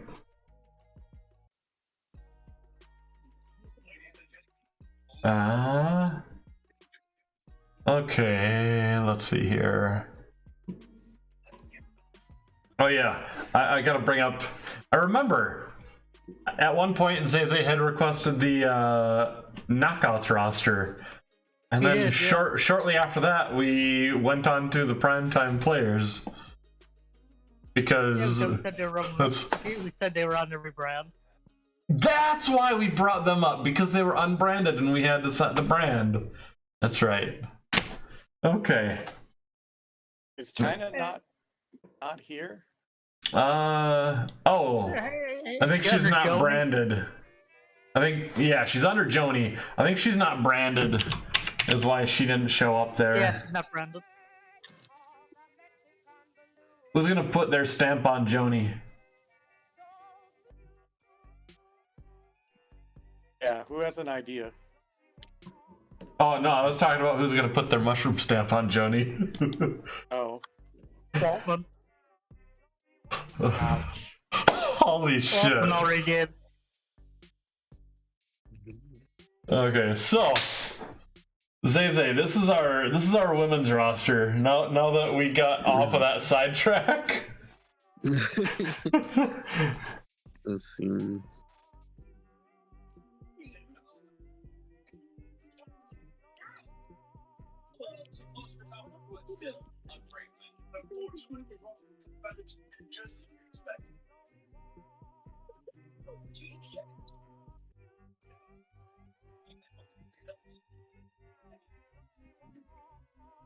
How does she compare to Aja? Oh wow. So I'm guessing that Aja is like the star of the. Yeah, she is currently the top dog in the women's division. Just to be fair, we should tell him we did have to edit her stamina because it had it extremely low. Oh yeah. In fact, I feel like there's also another stat that I want to change. I feel like you guys would agree with. Shad and Jason Paul. It says they have no chemistry. Oh, definitely gotta change that. I feel like that's the exact opposite. They had great chemistry as a tag team. Yeah, I agree with that change. I don't know. It's like some like rosters be having like certain things that's just completely wrong. Like I feel like they have something against the wrestlers for no reason. Right, some of the mod people who make stuff is like, well, I don't like this guy, so we'll do this. Well, I know you don't like these guys, Harley, but I've seen on mods where they give the Young Bucks, who are legit brothers, no chemistry. That is nonsense. Like, they have chemistry. Maybe not with their opponents, but they have chemistry with each other. I think I remember being in a mod where R-Truth was gloomy and was like a hard drug user. Yeah, I've seen that in mods too. I immediately changed it. I feel like that is if he doesn't get to leave the WWF and hit TNA and just stays stuck as K-Quick for his entire career. I feel like that's the only way that would ever happen, because he just doesn't seem like that. He doesn't at seem all. gloomy no matter what. Fuck no. Fuck no. He is not gloomy. I was like, what? Gloomy? Yeah, some of these things. Ironically, Vince and R2 are like very good friends. Yeah, R-Truth cracks Vince up, which is why R-Truth is still there.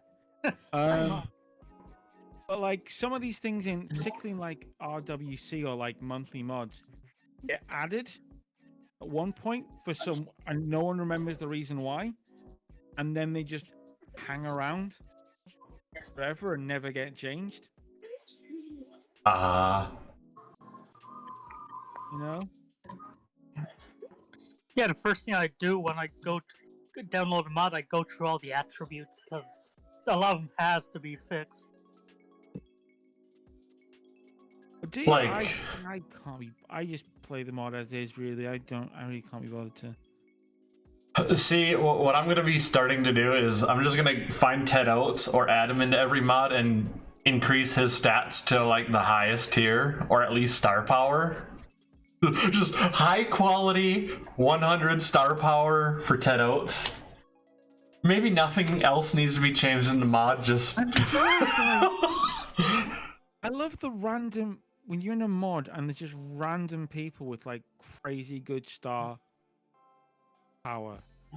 Like, I think it's the RWC ones where it's just like Jesse White, Vader's kid, is just he's like one of the best star qualities you'll find in the mod. Oh, wow. I never hired a guy. Star. I never hire him. I don't know why. I made him a star in Japan. He was like one of the big boys in the Bullet Club. He was like up the main event level for a Wrestle Kingdom match. It was insane. Oh damn. And dumb. I put him in like his dad's old gear, and That makes sense actually. Are you sure you don't want to just like call him Jesse Breaker for no reason? Jesse Breaker. Fucking. I think I called him. It was ages before he was Jesse White. He was some version of Big Vader or something. He was like, you know. Oh the sure. whole Vader gimmick. Was it Junior Van Vader? I think it might have been Big Vader Jr. actually. Oh. Literally what I called him, yeah. Stop short of calling me El Hijo del Vader.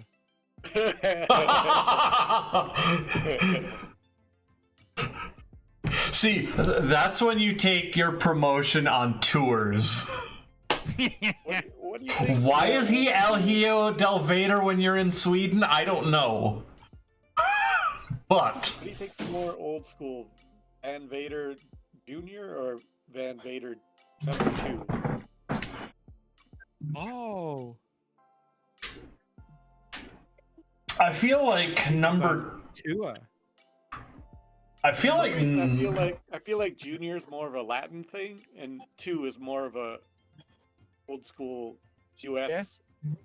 I would say 2 is more of a that, but also in Latin America, if say they'd be brothers instead and of the same gimmick, like with the Villanos, I'm trying to remember if the Villanos were if 1 and 2 were 1, 2, 3, 4, and 5. yeah, they had 1 through 5. I couldn't remember if they were if 1 and 2 were son and father or not. I can't remember. Oh. Of course. I'm thinking about. I'm still thinking about the American footballers thing, right? Oh, Jim another... Duggan played American football. Wait, what? But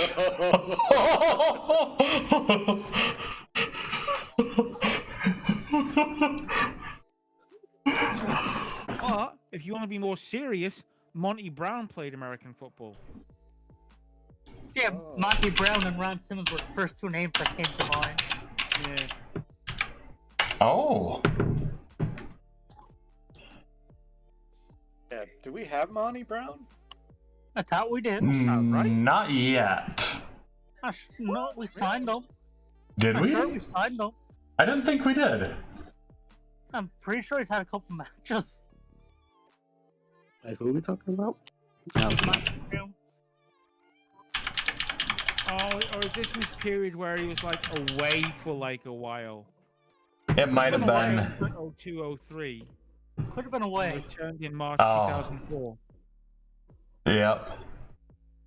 I thought for sure we had him though. He was in the ECW reboot in real life. Yeah, America's Oh. Oh yeah. Huh. So Is that why we didn't sign him? He's in the Evil Empire. He could be, or maybe I just didn't think about it because I wasn't as familiar with him, so I didn't know. That's a potential. It's like I knew the name was familiar, but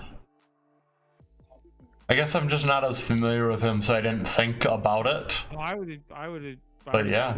I would have, if you'd gone in like, hey, does this TNA say have Monty Brown? I'd be like, yeah, of course it does. Like, yeah, of course. I mean, he has to be. But check the. You know. You can't check that. Oh yeah. You can't check that while booking. Somebody's gotta feel the pounce. You know what I'm saying? Got to. Monty Brown was great. He was. I agree. He never, I was actually waiting for him to be world champ. he never really took off in WWE. Don't know why, but in TNA, I thought he was excellent. He was really charismatic. Honestly, back then, I honestly think the only reason was because he was black.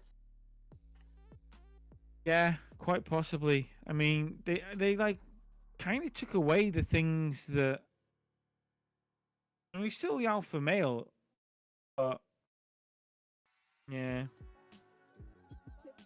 Okay, holy shit. Was Ron Killings ever the champ in TNA? Yes. World? Yeah, he was NWA world champ. The NWA world champion twice. Twice, yep. I think so, yeah. He beat Ken Shamrock. Beat Ken Shamrock, yep. I forget who he beat for second one, but Yeah. I know they did hold it twice. Yeah. R-Truth. NWA heavyweight champion. Let's have a look at his titles. Was it twice or just once? Oh, 2 times NWA World Heavyweight Championship. List of I want the list of NWA champions. List of NWA heavyweight champions. And we scroll through as we scroll through the 90s.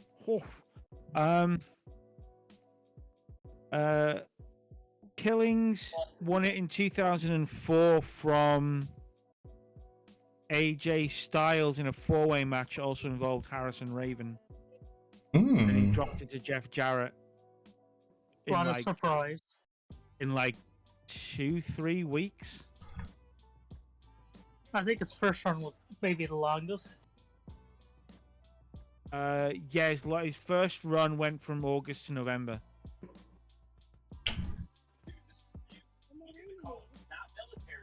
Oh shit. I didn't realize that Ernie Ladd was in the NFL first. Yeah, he was. Yes. Hot damn. Hot damn. Fucking Big Cat, alright. And Wahoo McDaniel and Flying Brian. Holy shit. In the 80s actually came from Oh, football yeah. background. A lot of people from 70s and 80s were actually from a Yeah. football background. It did make sense too because of a lot of the paydays that you could get in wrestling, plus a lot of them is like, okay, well, this is technically a little bit more protected, so you'd have guys who are injured and can't continue, but then go on for a far longer wrestling career because of the nature of the business. Yeah, and Bradshaw's actually also a football player. Yep. So I know he's with the Empire. I mean, if the theme of the stable would require that it would be somebody like Lawrence Taylor or Is Lawrence Taylor in the mod? Perry. Well, I think they maybe. might both have been gone at that point.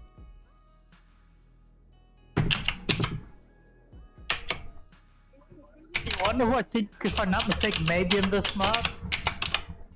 And it would be bringing in just for fun as Don King, who used to manage Mike Tyson. Oh, that's awful that I assumed he was dead. He's not. Wait, who did you think was dead?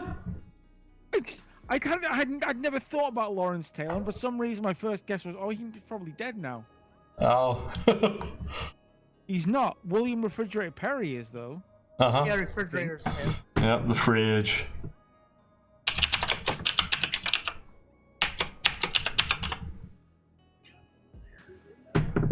Actually, the football player that would actually be the best fit is Deion Sanders.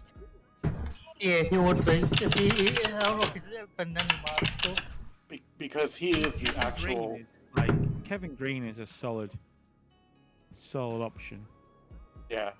'Cause Kevin Deion Green and Sanders. Monroe McMichael. What a team. Primetime Deion Sanders. Yeah, he is the actual inspiration for primetime Felix Skipper. Wait, what? He's the inspiration?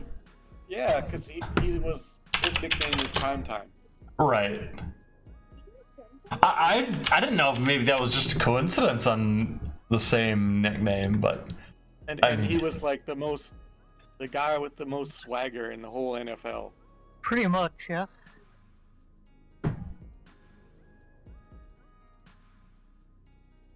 holy shit. But I don't know if he's in any mods though. Yeah, he's probably not in the mod. But Kevin Green, I could probably Mongo create- McMichael. I could probably put him in the mod and trade him and put some stats on him. I'll just need to look up his age and that. Yeah, Kevin Green would probably be in some mod. I don't know which one. Kevin Green is in the 80s mods. Definitely being like anything mid 90s. Uh-huh. Late 80s, mid 90s. He's most likely in one of the mods. Yeah, if From he's Same with McMichael. I was gonna say if he's not and Mongo is, then someone's just got a grudge against him. They were both running with the Horsemen at one time. Yeah, they don't like to talk Yeah. about that now. Okay, so They weren't invited to the Hall of Fame.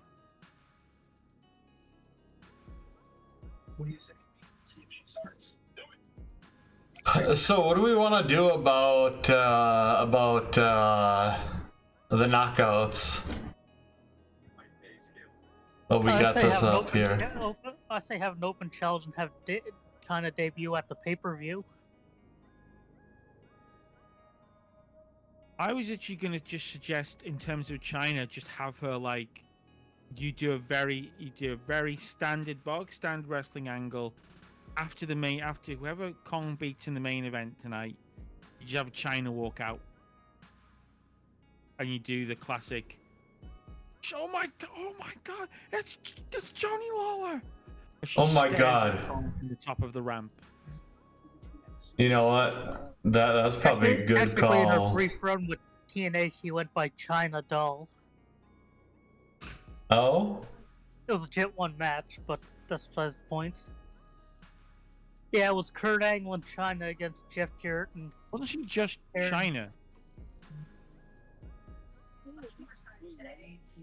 don't even know. I don't even know who this said just bring in China. Probably me.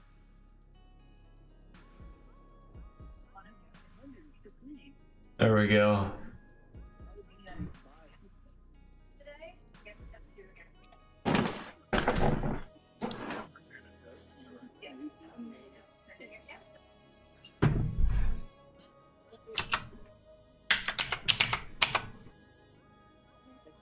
Okay, we're gonna have a face here, but I don't know Oh, it's China face or heel. Hey, who. Shirley. She's a heel, but we should bring her in as a face. Yeah, 'cause I'm pretty sure Kong's a heel. Yeah. Yep. And we're gonna need one on each side as far as the popularity balance. Even though we run into the opposite problem that I normally do. We have so many fucking faces.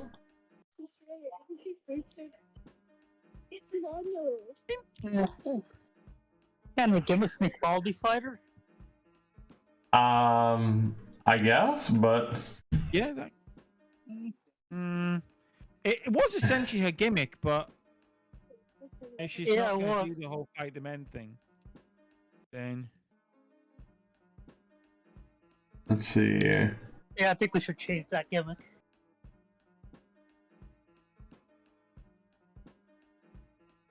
We need to look at Face Swagger.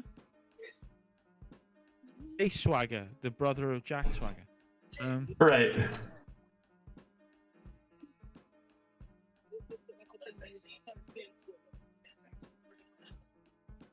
Generation next, even though she's not the next generation. She's already the New breed of surfer. wrestler. Surfer. Can we just have Jody Lauer walk out with a surfboard like fucking Raven back in the early '90s as Johnny Flamingo? We'll call her Joni Flamingo. Actually, the Sandman gimmick was originally a surfer. Right? I remember you telling yeah. me about that, which made me happy knowing that both him and Raven had surfer bro gimmicks. How about the bottom gimmick, World's Strongest? You know what? Yeah, That that actually one- does that- make sense. That one works. Yeah, I'd go with that. I want to keep that in mind. I do want to go ahead and double check badass and dominant or legitimate and dominant. But right now, I'm saying that one's the front runner, easy. Yeah. I think World's Strongest is probably gonna be the best we're gonna get for her. Yeah, but Oh, badass had that issue that we ran into that it didn't have anything. just nothing she can play, isn't it?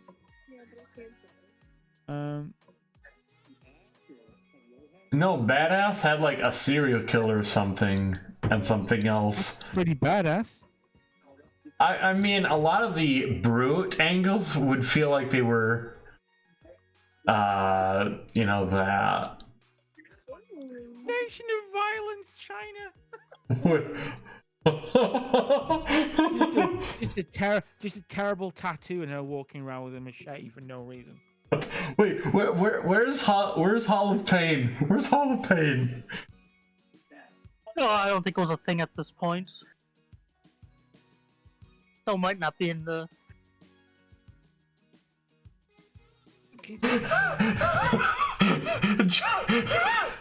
Ladies and gentlemen, the drunk hobo. Bodybuilder, essentially, isn't it? Right, that would work. Drunk hobo, no. Yeah. Hey, adult film star, realistic. Future gimmick for Brad, the drunk hobo. Poor Brad. He's not an adult film star yet. Oh, it It was in hasn't. 2004, but I Well, don't we think do it have was Waltman yet. on the roster. It That's wasn't till true. December. Leave her alone. Well, that's when it was released. How do we know when it was filmed? Oh, it was obviously Oh. filmed before that, yes. It could have been filmed a year before it was released. And Xbox is trying to figure out how to edit shit. Fuck it. Fuck it. This is good enough. Good enough for the internet. Good enough for me.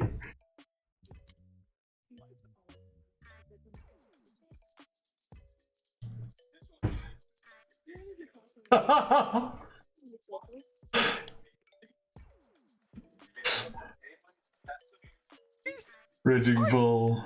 Didn't know, genuinely didn't know that. Because I've What? never watched it, because why would I? Apparently, One Night in China had scenes of Lawler and Waltman taking a guided tour of the country China.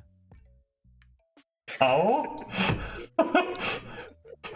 Intercut with footage of them having sex. Oh my god. Wow. Who went? Do you know what this needs? This needs some context. We should put them in China because otherwise people aren't going to understand what this means. Ooh, trailer park trash. Ooh, we can give her the Nydia gimmick. Nah, I think. What Nydia gimmick? The one where she was blind. Wait, what? There was a blind Nydia gimmick? Yeah. I think Yeah, Nydia. World's. I think World's Got strong. blinded, then she went around as a blind person with Jamie Noble. Oh, I remember Wait, that. wait, who? Nydia. Nydia. Lydia. Oh yeah, yeah, yeah. See, I was wondering if maybe that happened because she ran into Midian. And he was doing the naked Midian. Like, no. Yeah. Just voluntary blindness. I think going under the world's strongest but cool gimmick. Yeah. I was I'm okay with that. Yeah. Yep. There we go. Yep.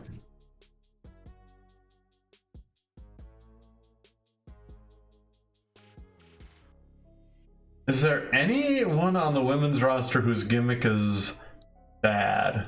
Let's see. I'm not sure. Let's have a look. Alia's pop gun up hanging out with Primetime. What's that? I said, I wonder if Alia's pop has gone up hanging out with the Primetime crew.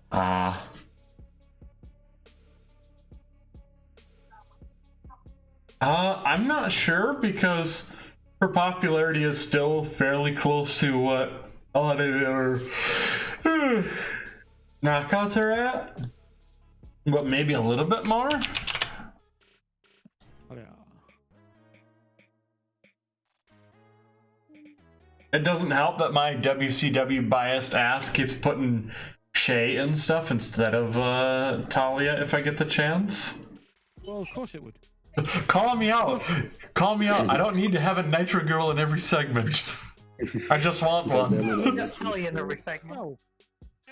We don't need to, if we can. Okay, see? See? They get you fired.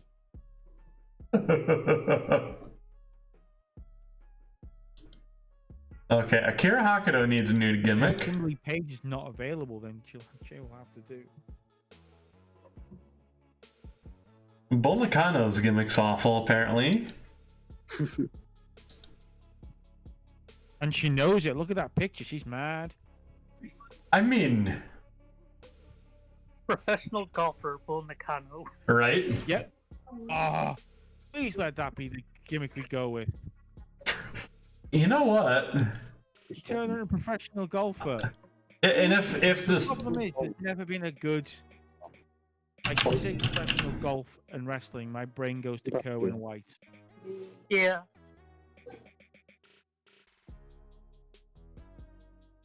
Devil's Nerve when we first pick up Fig becomes available. I feel like Barry Darso was a golfer gimmick at some point. I Was he? think Oh, you're right. yeah! Let me see here.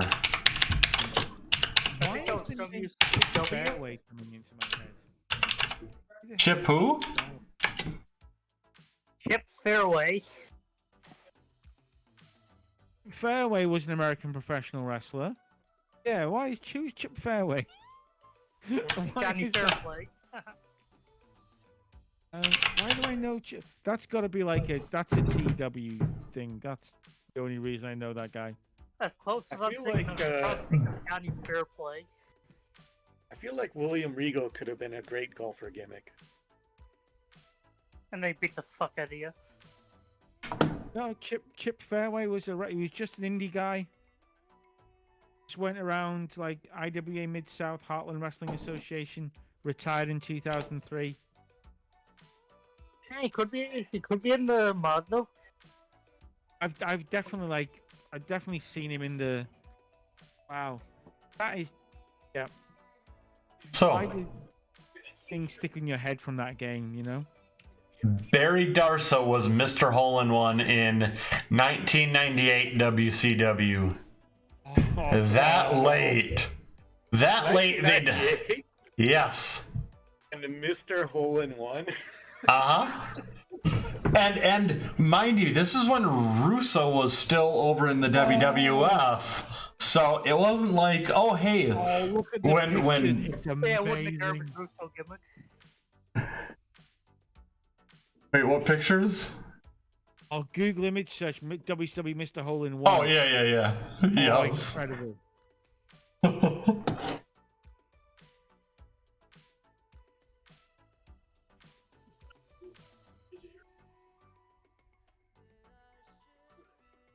I think we can all agree Barry Darso's best gimmick. Yeah, Road Warrior Smash.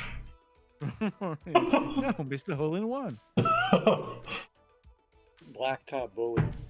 Yeah, exactly. Let's go get fired. Dustin, you in? Yeah. Oh, actually, I forgot. Crusher Khrushchev. He Yeah, was that a was Russian.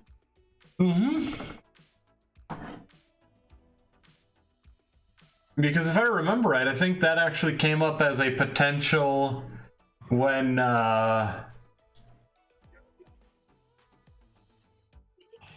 we were looking at what to do with him at first in the AWA save. Let's make Bull Nakano a Russian golfer. A Russian golf. Yes, it's a gimmick on a gimmick. You get it? In Russia, a golf ball hits you. Or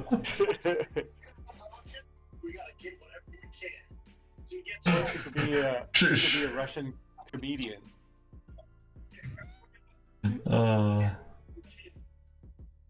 She could do the "What a country" line, you know.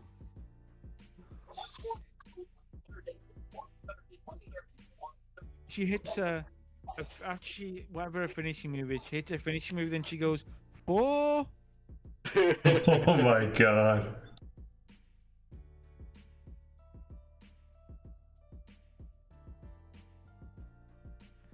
Oh, Wait. there's so many rubbish jokes you can make. Like you put her in a handicap match, and goes like, "Don't worry about it. My only handicap is my putting."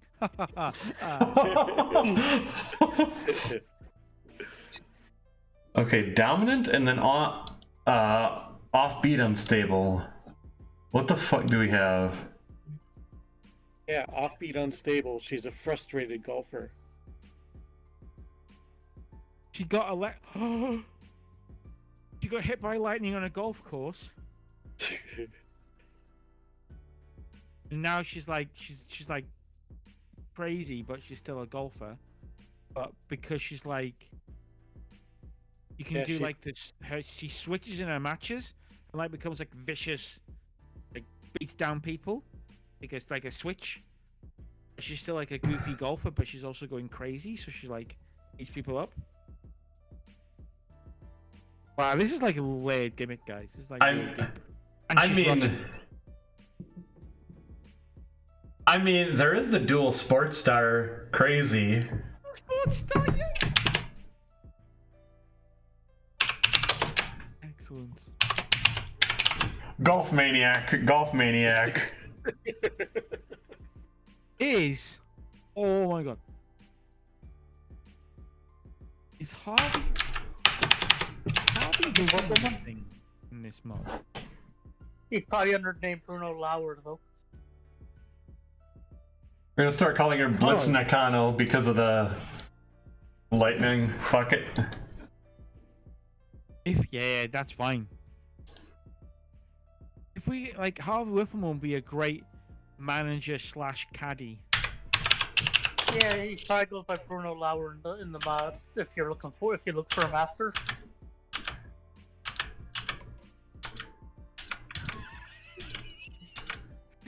Once you throw on the pictures,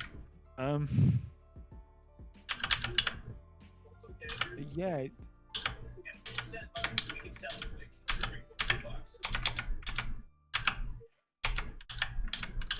Such a change. Such a fucking change.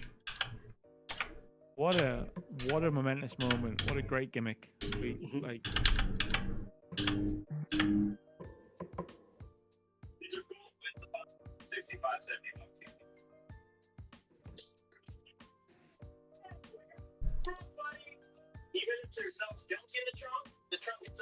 Okay, Akira Hakuto I think also had a shitty gimmick. We're gonna see. Can't play dominant. Can't really do anything. I think Basic will only do the standard gimmicks. Can she do some variation of a? She's probably a face. Is she a face or a heel? I feel like I have her. Okay, I have her as a face. Okay, and what's Bull Nakano, a heel, right? Yep. Yeah, I was gonna say, I'm pretty sure I have her set to heel because that's how she's always worked best. Yeah. I literally just saw an opportunity to make her like the sidekick character and have her be Bull Nakano's caddy, but that is the kind of awful game.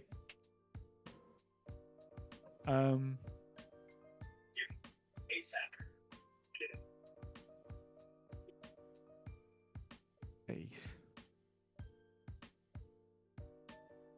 Yeah, just the most basic. Like, what's your gimmick? I'm Japanese. Yeah, but what's your gimmick? I'm Japanese.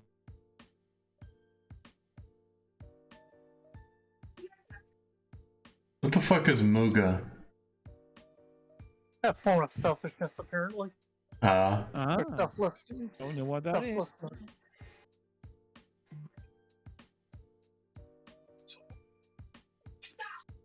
It could be a saint.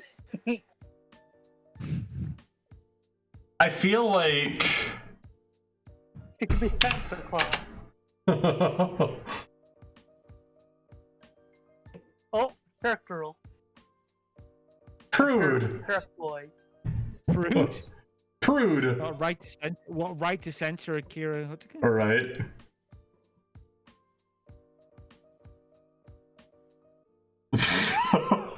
And wow. Yeah. What do you actually have in the description for Saint, I wonder? Comic book hero. You want it?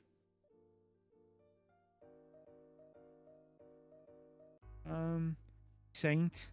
Always does the right thing. Oh, somebody who's actually a saint. Okay. Mm-hmm. That's very literal.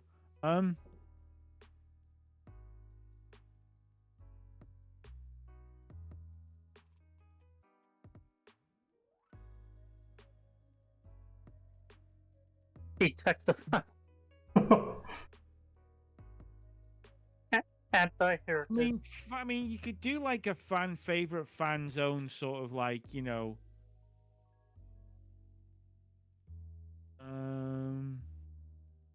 Happy go lucky. It's like, you lost your match. Who wants bubble tea? No, but you lost. I don't care. Oh my god, I just found Brad's gimmick. Yes. Lovable loser. Bubble loser? Yes. Oh, you missed it, Richard. Brad finally got a match. What? Yeah. So what happened is at the end of Explosion, Ming and Brad James were separating Mr. T and Jesse Ventura, who were having a fucking fight at the end of the show at the announce desk, and Ming went up to Dusty at the beginning of Impact and demanded a match with Brad.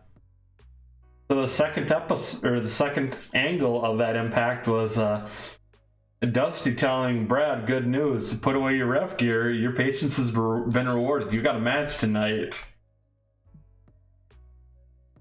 Okay. Dusty said, "I don't know who's gonna enjoy your match more, you or me." So in like the third to last match of the evening, or I don't know, it was maybe it was more in the middle of the card. Ming versus Brad James. And after that, there's an angle where he goes to complain to Dusty about putting him against Brad James, and Dusty can't stop laughing. We're like, you see that, baby? That's cut a rib. Poor Brad. Poor. That... We should make it making a lovable loser, but change the actual gimmick to name Poor Brad. Yes. Okay,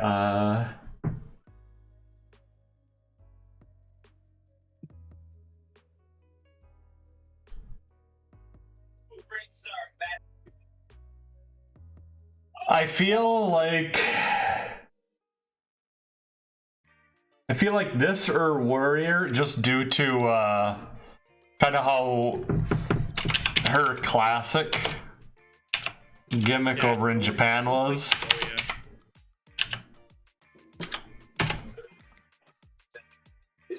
Like when she's coming out with the fucking robe and mask and big hair and shit.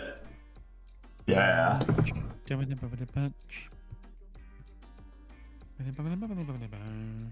Hopefully that works better. I'm gonna have to head out, guys. I gotta go do something, but I'll check the rest of the stream on the VOD. All right, sounds Okay. well. We'll catch you later. See you guys. Thanks. See ya. Yeah. Okay. Emi Sakura's gimmick is poor. Jazzy's is poor.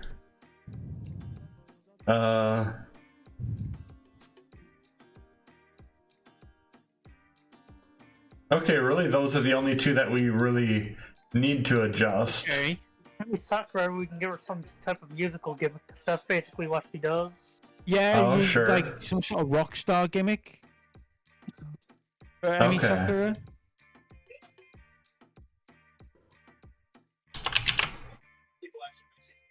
All right, and then just can't be dominant, badass, legitimate, or Weasley / underdog. Okay. Okay, All right. that makes it easy. Come on in, it's simple, easy. Come on in, We have her as a face, right? I would assume so. I think so. What is it? This is a control stick. You take this and back here. What man? Get the animal's head. Rockstar? Comedy? Can she do comedy? That was not one of the ones that it said that she was bad out. Well then, Unless there's... kind of works.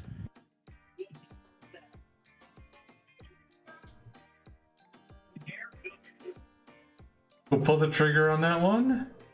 Yeah. Yeah. Yeah.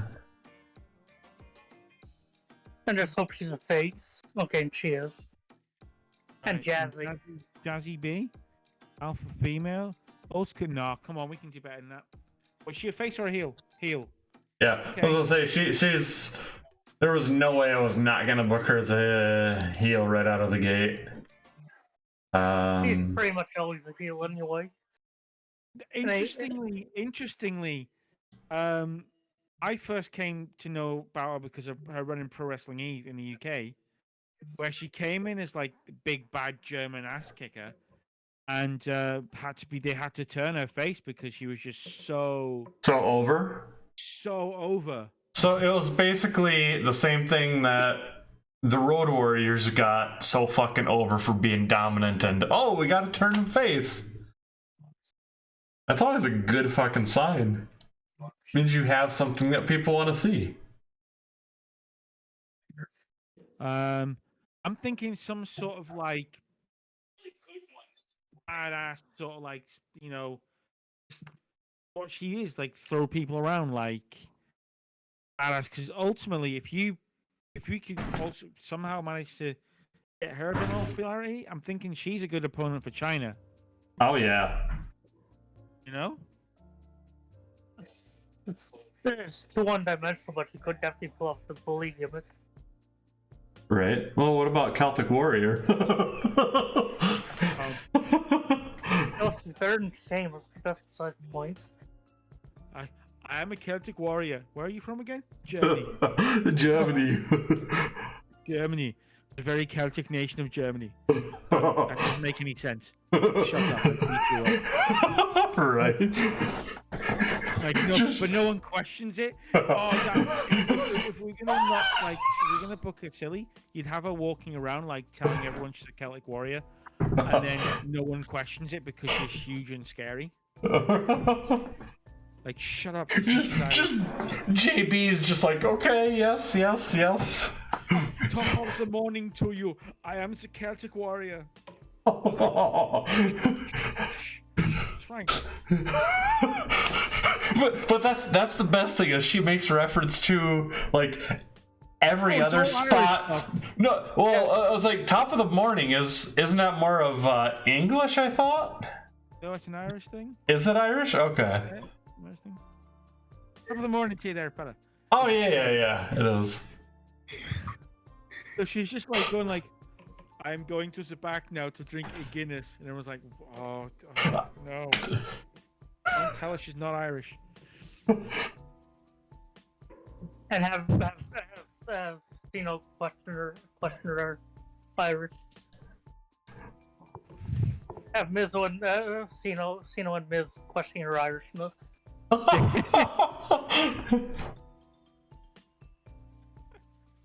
want to see a passport. I want to see if you're really from Ireland. This is my pass, as she holds her right fist up. Yeah, this is my port. Right, yeah. That's fine. Boom, boom. She's got really badly photoshopped images of her in Ireland. Yeah, you know what I'd like even more though is instead of the top of the morning to you, she just doesn't get that. Like she doesn't know the difference between any of the British Isle nations and just mixes up some Scottish and Welsh and and English traits in with it. Always think a very strong German accent. You know what I mean? Yes. Top of the morning to you. I will go now and have my I'm very tea happy and to be crumpets here. with haggis. I'm very happy to be here. Ha ha ha. You know, I don't even know what Welsh traits would be. No, I there don't aren't know. any. Don't panic about it. There aren't any. None you'd care about anyway. Well, Necessarily digging on the Welsh there. I mean, I know I've heard of the you run like a Welshman because hey, you're running like you stole something.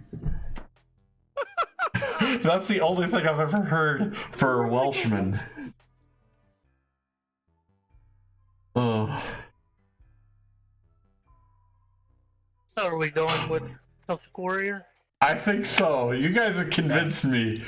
I think that's a fun thing to go. I think that's fun. Y'all know how usually not into that kind of stuff I go, and y'all have convinced me. I mean, we are pretty good at convincing you these things at the moment. Like, poor Brad exists. So.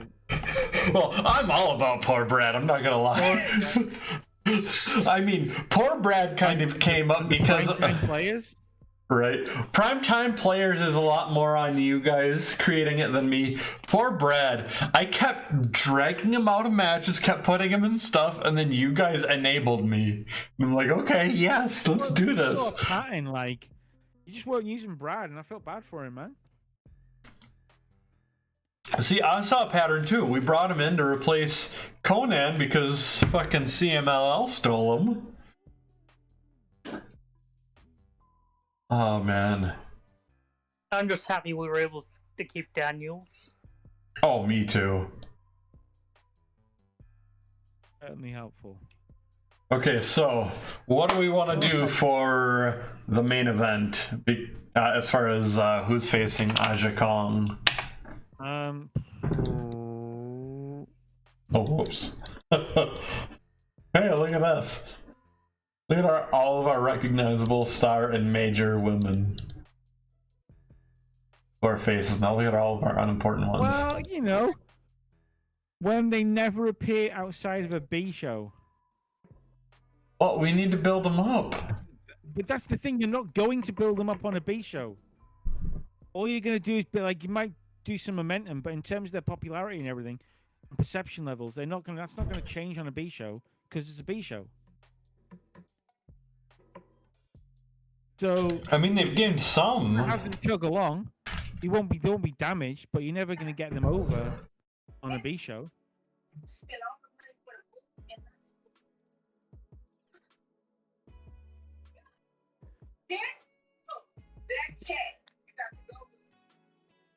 Let's see here. But ODB and Takako are a tag team, right? Yeah. Okay. Yeah, that's she's been learning how to party American style. Oh yes. And I think we She did taught a. ODB how to party Japanese Del Rey style. recently returned. Yeah. Wait, who recently returned? Sarah Del Rey. Oh yeah, that's Sarah right. Del Rey is back. So But you you know don't want her had in a this match match. yet. You don't want Sarah Del Rey in this match because she'd have to lose, and we don't want her to lose. Rebecca Knox. Trust me, what I have planned because it's the main event. Trust me. Really? You're just back, man. It's gonna have to be a draw.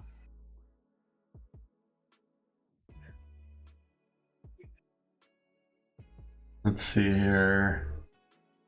Where is... This isn't technically how... This is gonna end just like another match at this same arena. If you saw, I picked a place in Bloomington, Minnesota.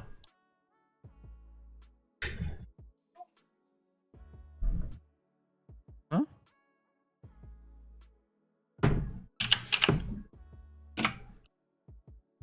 There we go. He suits these things up for some of the best racers in the country. Hopefully, he's going to fix them up and resell them. What you got?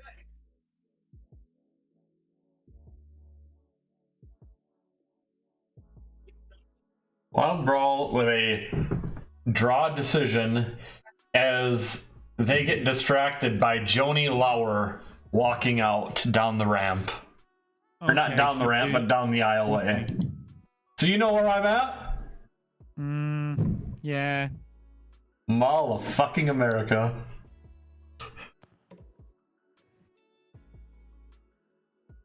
Yeah. With the debut of an overrated piece of shit named Luger. Hey, whatever you say, that was a great moment. Like, I didn't I'm care not a for it. massive Luger fan, but that was huge. Yeah, of course I didn't care for it. I will say it was effective as far as it being WCW and Luger being over in WCW overall. Him coming out of nowhere after like one night away from WWF. Is Kevin Sullivan in this mod? I believe so. We want some Taskmaster? Yes. It did exactly what it needed to do, which was tell you that, oh no, you have to tune into Nitro every week to see what's going to happen because anything can happen. No, because I was going to say bringing Kevin Sullivan to referee Raven and Punk at the pay-per-view. Oh, yeah.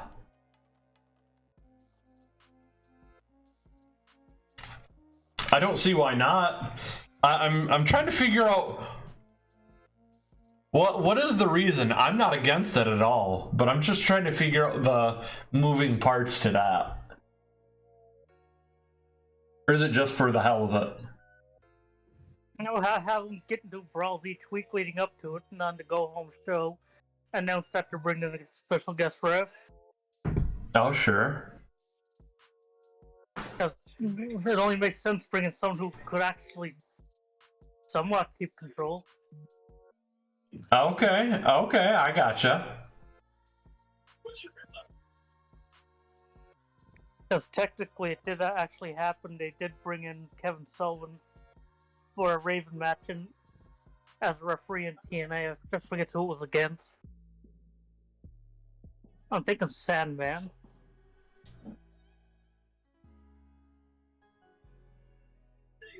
Thinking it was Sandman, but I could be wrong.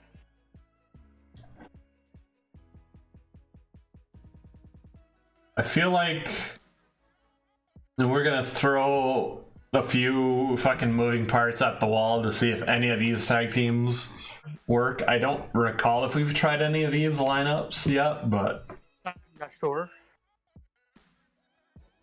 this will also give I us... think we might have tried Kudo and Natty before. Okay. I could be wrong. I think you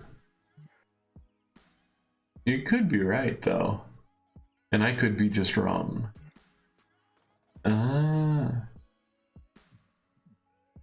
Okay, we haven't yet.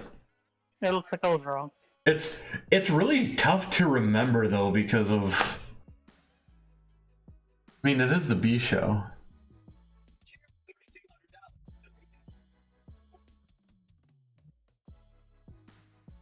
How do you feel about actually having someone actually have one on Impact, one knockouts match a week to slowly build up their pop? I'm not against that at all. I'm trying to figure out what the best way. I feel like maybe I want to mix tag it, help get them.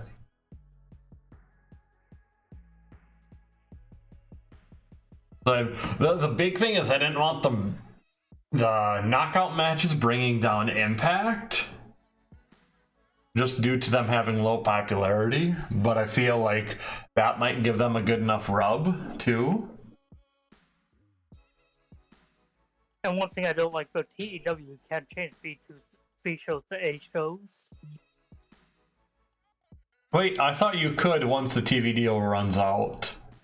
Once the show is no longer being broadcast anywhere, you can change your B show to an A show, but you can't change it from a B show to an A show while it's still being broadcast. Right. Oh. Well, we should. Well, when the deal runs out, we definitely should make it an A show just so they can gain. Oh, sure. It's one of these things. It's like in this kind of time period, you just have to commit fully to building up your women's division, or not really have one, because it's one of those things where you're not going to get rewarded for it for a while. Right. It's just because of mod makers and at the time not respecting, women's wrestling at the time. It's difficult. Outside of running a women's promotion in Japan, you can do that. It's not easy. Okay, what do we want to have with our We need a Cindy Lauper angle. Oh, for sure.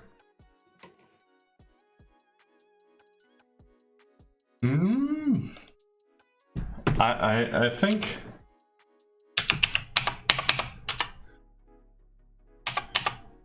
let's see here.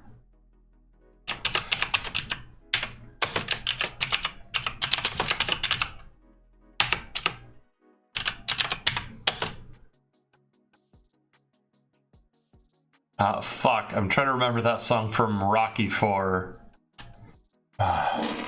Not Burning Heart, but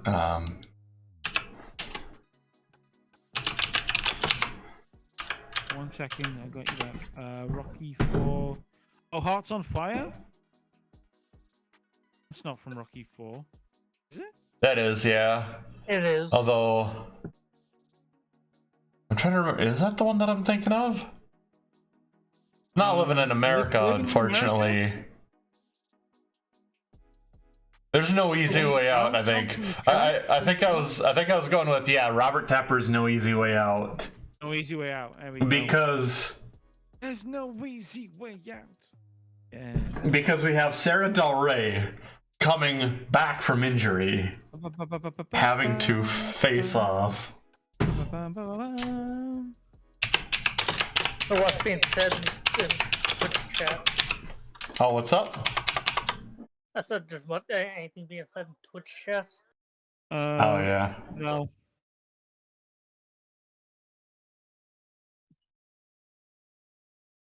I've got that open.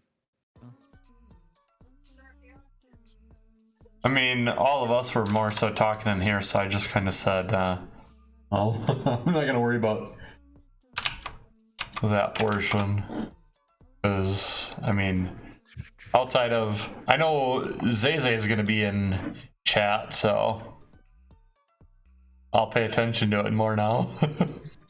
Yeah.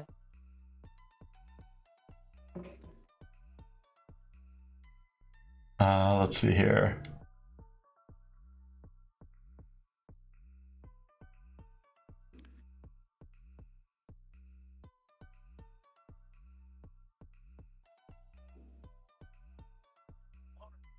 tools already. If I look at these cases, I think it's just the kind of unit that's a blade from. Was Sherry Martel also being the active?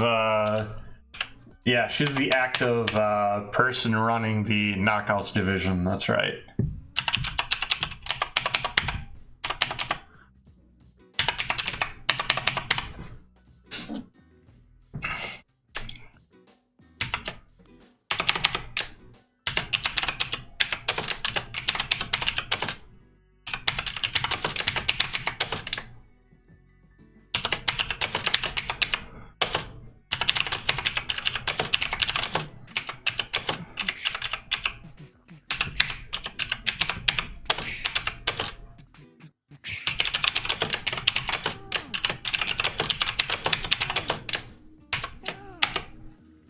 I lost. Yeah.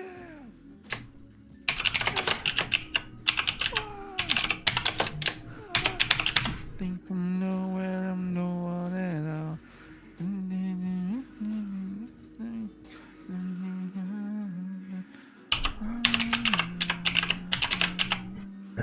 There we go. That works. Sorry, Okay. gonna have What's that? Bull debut her new gimmick tonight. Oh yeah, we have Bull and Jazzy debuting their gimmicks in the tag match. A golfer and a golfer and an Irish glass kicker. Walk into a bar. Yeah. Wait, she's the Irish lass kicker? Yeah, that's it. No, but like, oh, no, they can't be the 4-leaf clovers.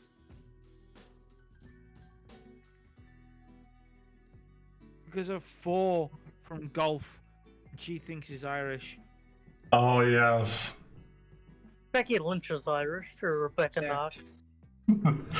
But we're gonna debut her with a German gimmick. She's gonna come and she could come and be actually like, no, you're not Irish. I'm Irish. What is this nonsense?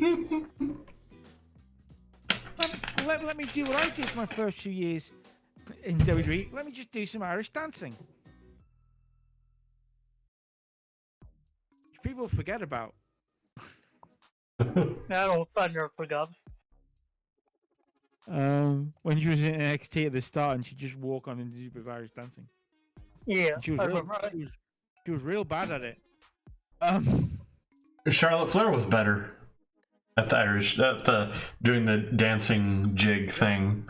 Fuck Charlotte. At least Charlotte Flair would think she is. No, I think there was like a video or something that was like showing them doing it back in Yeah, I remember TNA, I know and the video. Becky hated the whole thing too. But it's like, oh hey, just do it anyways because this is you.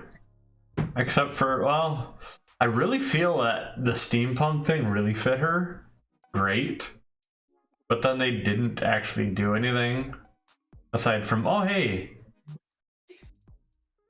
No, because it wasn't really. She just did. That was just kind of her way of like trying to stand out when she didn't really know who she was. Like, it was just a visual thing. Like, it wasn't like a character. She just dressed in steampunk. She was still just Becky Lynch. I still feel that was better though than, hey, your gimmick is you're Irish. Oh, it was a step up from being like, go out there and be female Michael Flatley. Yes, exactly. The lady of the dance.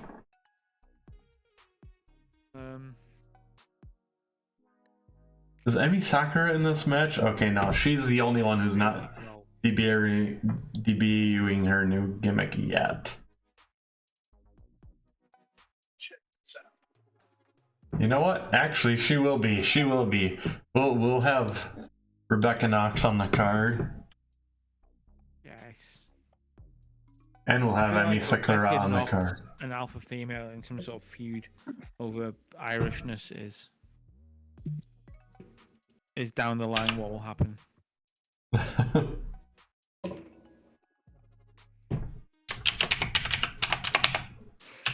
I feel like Tyler Black should soon debut in this mod.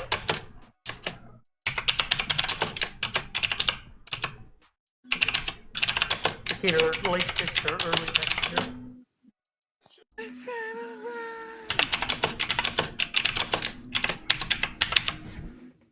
Oh, love it. Too good. Are you going to make an actual storyline out of that? I think so. They're currently not in the storyline, so fuck it. Why not? What's this? Oh, Rebecca Knox and Jazzy B. Yep. Are you going to change the name? Wait, what's that? Oh, call the storyline Top of the Irish. Okay. No, I meant they were going to change Jazzy's name. Wait, to Except what? they- Oh, yes.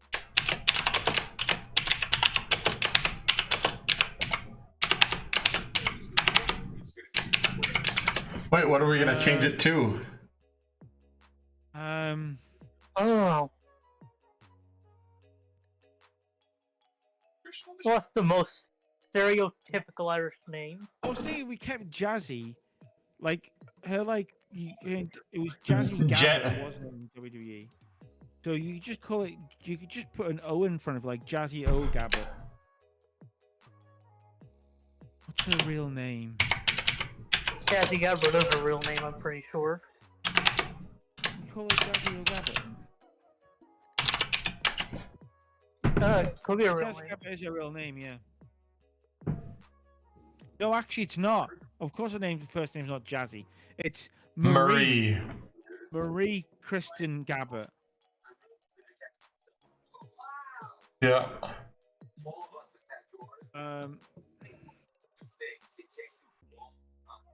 Apparently, she's currently starting up her own promotion. Huh.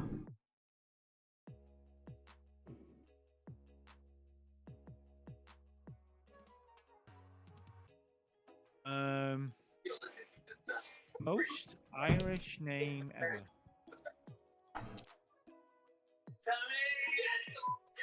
O'Sullivan. Jazzy O'Sullivan.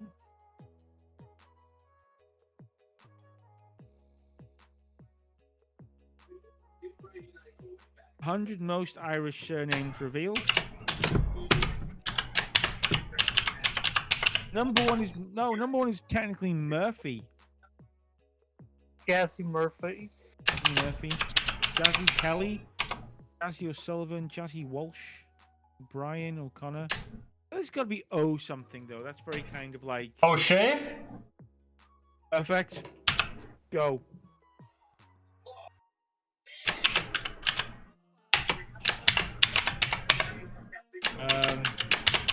When did that come out? I'm thinking of a song now. When did that come out? Already out at this point. Yeah, 2003. Oh, terrible. Perfect. It's it's by a band called Sham Rock. Oh. And it was like a modern version of an old Irish song. It's called Tell Me Ma. And that would be a terrible entrance theme for her. That's something I think about. I don't know if anyone else thinks about entrance themes, but I do. It helps me connect with the character a lot. Oh, there's just Her pics might be under alpha female. Oh, good call. Yeah. Thank you. I did not think about that. Rocky Road to Dublin.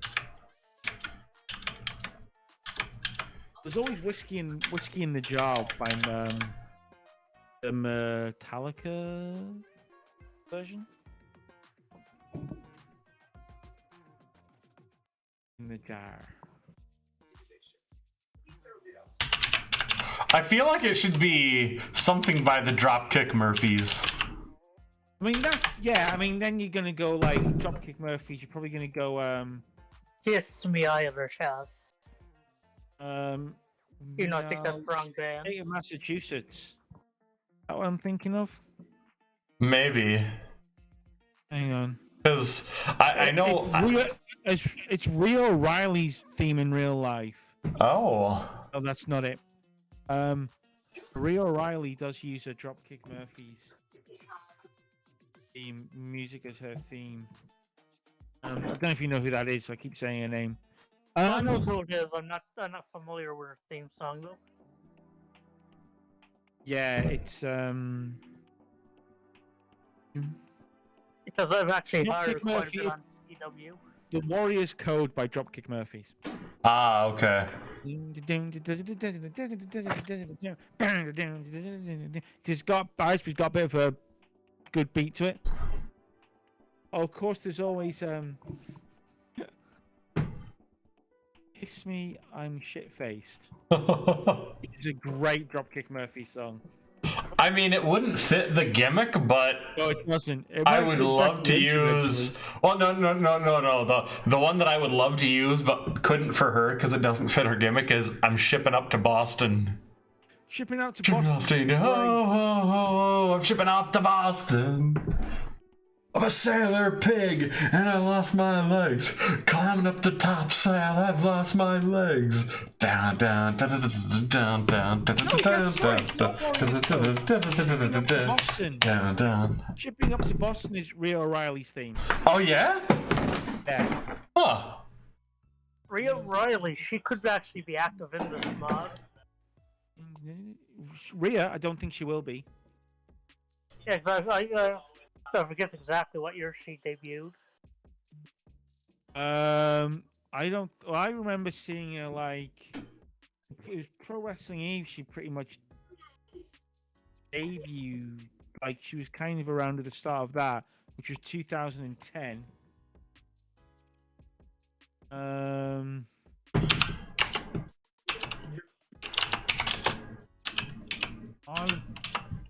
Yeah, 2008.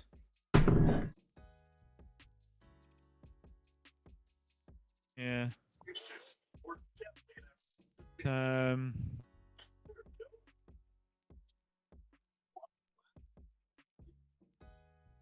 I feel bad for her, man. She should have been signed to NXT UK, but she never was. She hasn't been.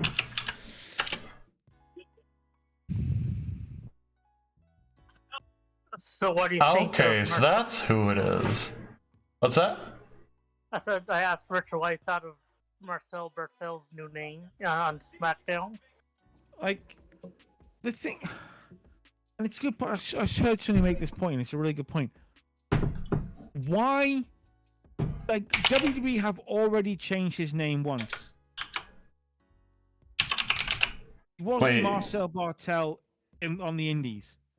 That's He a was his WWE actual name they've Peter given Jr. him. He was actually Like- Peter Jr. on the Yeah, Indies. exactly. So it's like, why are you changing something that you already, you know what I mean? Yeah. It's just like Ludwig Kaiser is just like it's like us going like, what's the most Irish name? Is it Murphy? It's like Ludwig. And Ludwig is not even fucking German. It's like they just stopped themselves from calling him Ludwig Hitler, so they went with Ludwig Kaiser. Yeah. It's just awful.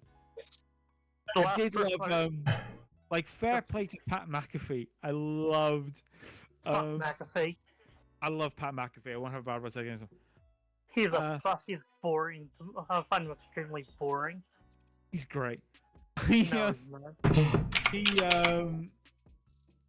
and like that crowd on SmackDown chanting some of the crowd chanting Walter. He was like they're cheering for Gunter, and it's like it's not what they're cheering, mate, but nice try. Walter. Oh. I'm just At least curious it was as presented well. It was presented correctly on SmackDown, Walter. Gunther, oh, sorry. I didn't fully see it. I just know he debuted on SmackDown. Him and Marcel. He debuted and beat down some random jobber, but like he was presented as like a beast. Yeah, Like, well, I'm curious as why Eichner wasn't with him. He's been cast. I bet he's been cast aside. Every time they move them up, they lose a member. Wait, When what? they left NXT UK, they lost somebody. Alexander Wolf. Alexander Wolf left. Now moved to the main roster. He's gone. Somebody made a good point. Eichner, well, in fairness, Eichner was never part of. He wasn't part of Rain Camp. No, he wasn't. He's Italian, Yes, he is. so they reckon that he might end up with Tony D'Angelo. I can see that. They'll repackage him and put him with Tony D'Angelo. I can totally see that.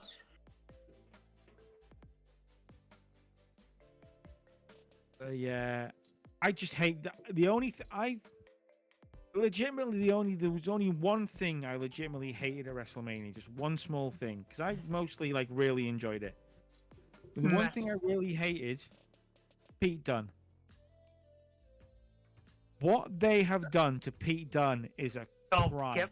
Don't get me started. Pete Freaking love Dunne Pete is Dunne. outside like scrappy dude. It's an absolute joke. I freaking I'm a big Pete Dunne fan. And I hate what they're doing.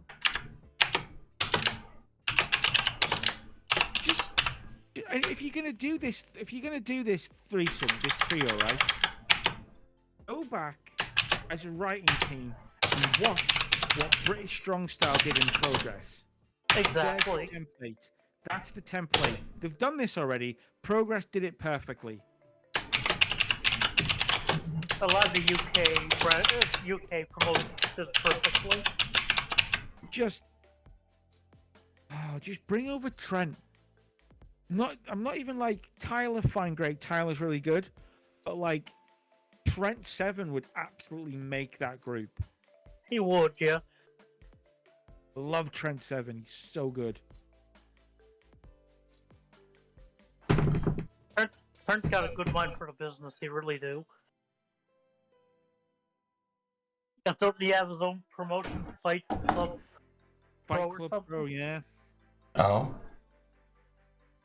It's just such a it's like Pete Dunne, like He's one of the best in the world. he's so talented. It's ridiculous. Like I said, one of the best in the world. Yeah, one of the best, like legitimately one of the best in the world, and he is like doing that. Yeah, exactly. Yeah, Pete Dunne, big fan of Pete Dunne.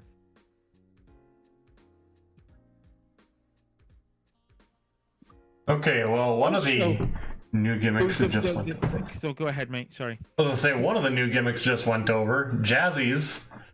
The golf, Nice. the golf and the warrior for Blitz Nakano and Akira Hakuto went poor, but not awful. Not awful. So that at least is good.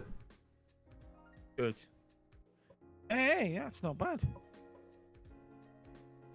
But they've changed What do you think? Walter's Gunther's entrance music.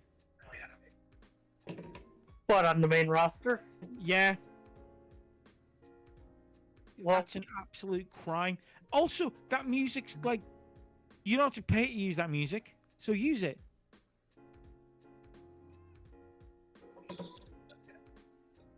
His entrance with that piece of classical music, incredible. it is. It made his entrance. Yep. Wait, what music? Crowd singing along to it. I didn't even hear his main roster theme yet. Huh. I'll have to go after and take a listen to it. But like I've been at like Progress shows in London and other shows where I've been in the crowd singing along to that entrance music, you know? It's just Oh shit! Oh, we got Goto. Oh! Yes. Hero's just saying, oh shit, because we got some excursion. So Goto's really good? He is. I'm a big fan Hiroki of Goto. Goto's great. Okay. Big Excellent. fan. Take him. Taguchi, he's a comedy Taguchi. wrestler. Sick. I love Taguchi Japan, man. And him and Toriano. Because that's our third one. Oh, Toriano. Come on. Richard, I know Richard's going to have fun with them.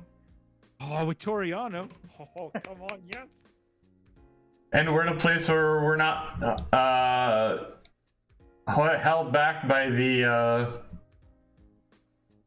the Young Lion system, so that actually helps. We can do stuff. That is three cracking excursion hires.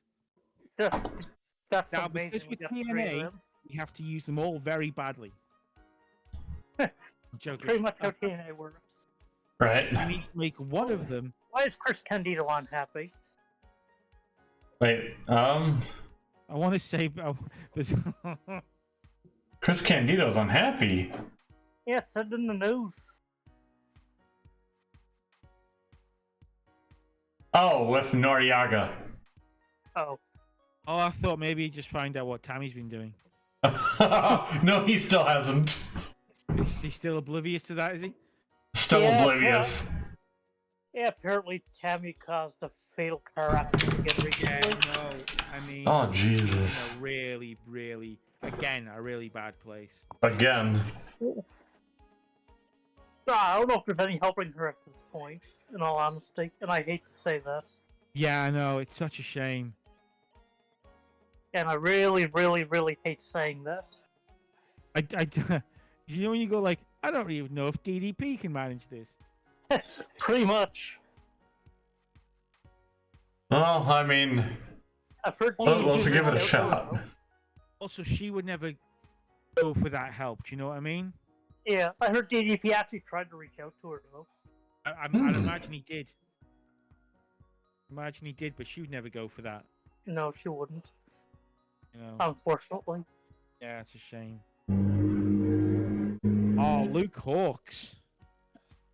Another very damn good wrestler. So we'll partner him with another new, younger talent, his brother Mike. Mike Hawks? Mike Hawks. Mike Hawks? Took me a second. There we go.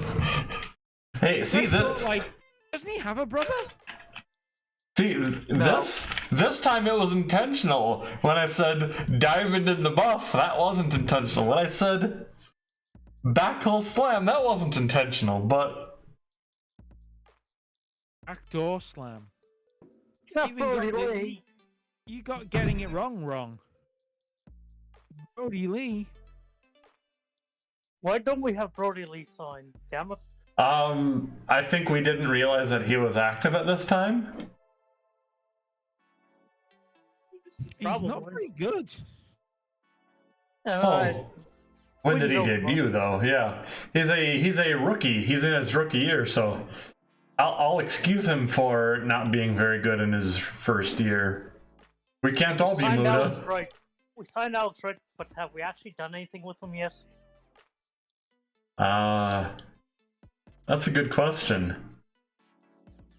And did you remember asking to come out of retirement? I could have swore I did, but then again, we know me. Look. Yes, I did. Yes, he's wrestling, yes. I don't know if we actually done anything with him, though. Check match history. I think we have booked him. Oh yeah, he did face Claudio. Damn it. Claudio's back on Twitch, actually. Oh? Yeah, his channel, I think it's called Claudio's Cafe or something like this. Ah. Oh yeah, playing- didn't he playing leave League of the Evil Legends the other Empire? He was playing League of Legends the other day.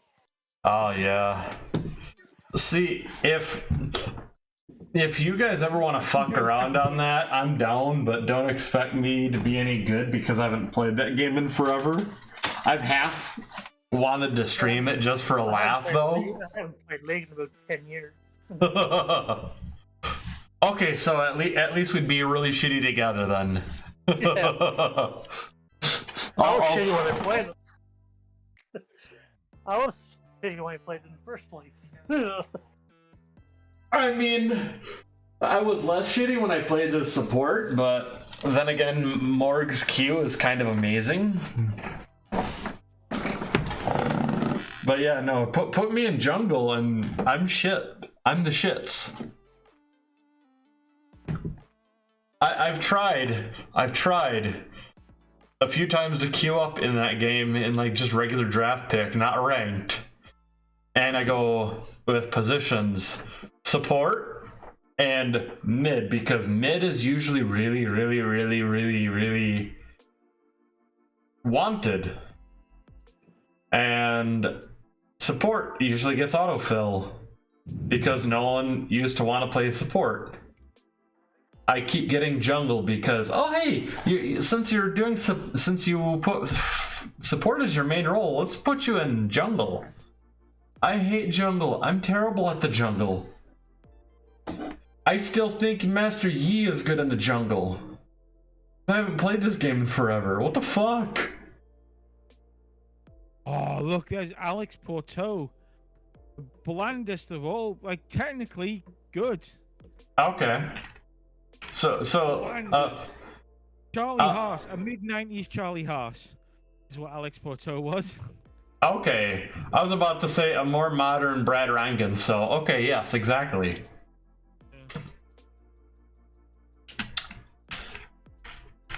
See, splitting up Haas and Benjamin was the worst idea ever. They worked so great.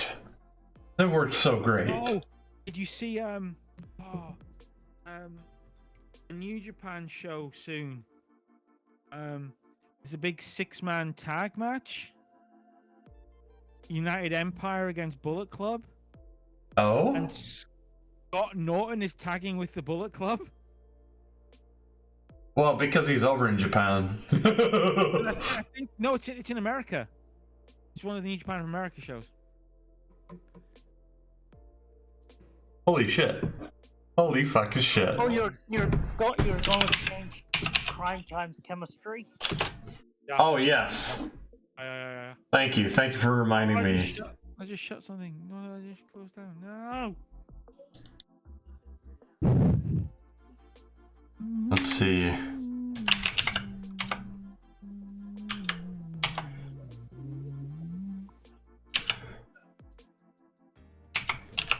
What did I just do? Okay. What do you guys want to do? Great? Good? Because certainly not awful. Certainly not poor. I feel like it's got to be at least good. Shad and JTG. Do we want to do great or good? Good. And your vote, Mike? Good. Okay.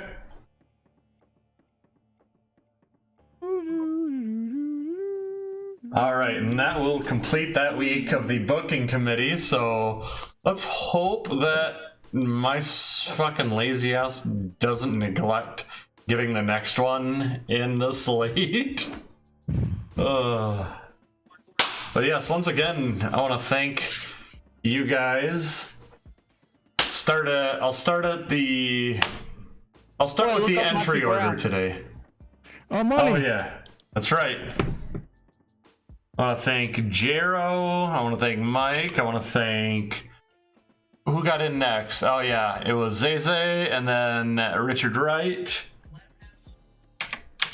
We have the entire booking committee, and we still got as much done as normal in the same amount of time. Monty Brown. Okay. How come we didn't sign him?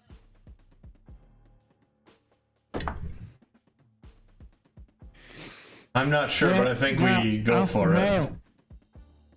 He's definitely going in prime times. Yeah, he's perfect. If I'm not mistaken, I'm pretty sure they did team up a bit. Yeah, fine. All right. I think that's perfect. Monty Brown's great for that. Oh, No, perfect. we're not signing the Moondogs. Yeah, we should. We need the Moondogs. We shouldn't.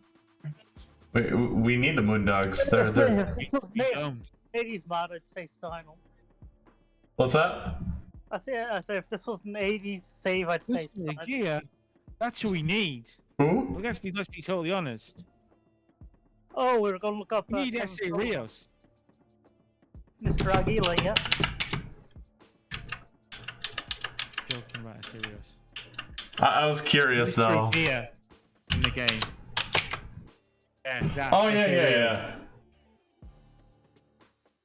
yeah. The guy who gets cropped out of Lita's WWE history. Right? Oh, and she debuted with the Hardy Boys. No, she didn't. she, if I remember right, turned on S.A. Rios to go with the Hardy Boys. Yep. Was it he was heel though, so technically her turn was a face turn? Yeah. Oh yeah. Okay. And Kevin Sullivan. Oh yes. Oh yeah, Calvin Sullivan. Look at the scissors on that motherfucker. Oh hey. Hey, it's the man. Yeah, it's Kevin Steen. Exactly, the man. He's still running around in Canada trying to get out of his contract with Rougeau.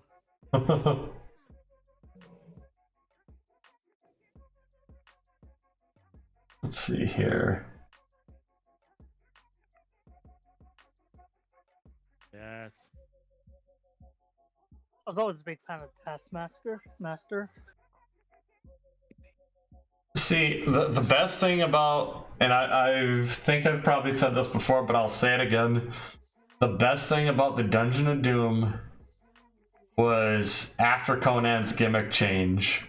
When he was with his Dungeon of Doom homies and his Dungeon of Doom clique. Those promos were amazing, because he stuck out like a sore thumb, and it's great. Like, I flat out fucking mark out for that shit.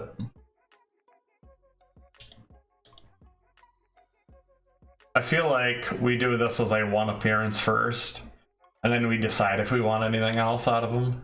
Yeah, why not? Yeah. Nope. Maybe a couple appearances, because having to appear at the Go Home show. Yeah, they had 2 appearances, yeah. 2 Oh, yeah. To Go Home in the pay-per-view. Woo! That is a good call.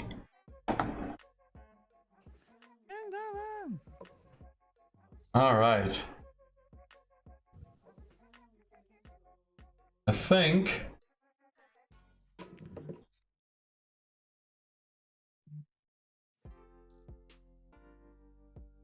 that sets us up. We have one show before the next event, but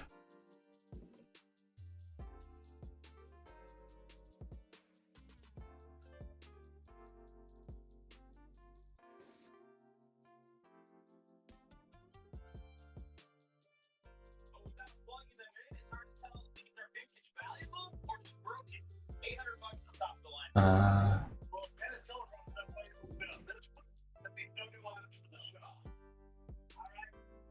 Let's get it started. where is active? I am going to be... Lockdown? Sweet. So have you tried with teams for the lockdown match? I'm going to be disappointed because Lockdown will not have every single match inside a steel cage. Wait a sec. I could have swore I must have hit that on the wrong one. There we go. There you go. Oh, I clicked one down, like one too far down. Yeah. There we go. No, you just made it dormant again. No, I made TNA pay-per-view. Oh, right. Okay. All right. So we're starting with the actual main pay-per-views now? I think so, yeah. I feel like that, at least starting it with Lockdown is the move to go with.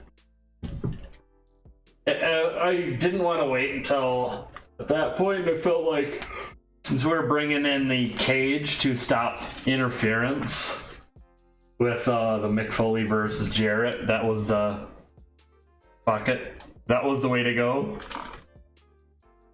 But I am gonna go ahead and cut stream now that we have everything completed. And Thank you very much. you're welcome. Thank you all for joining me, and I think we'll have to make sure to keep some of the shit going on in the Discord, because I've kind of forgot to on my end for sure. I'm just going through my opinions on my 87 save. Andre the Giant opinion. Ming is going to be a star in my opinion. The kid is worth pushing hard. Nice.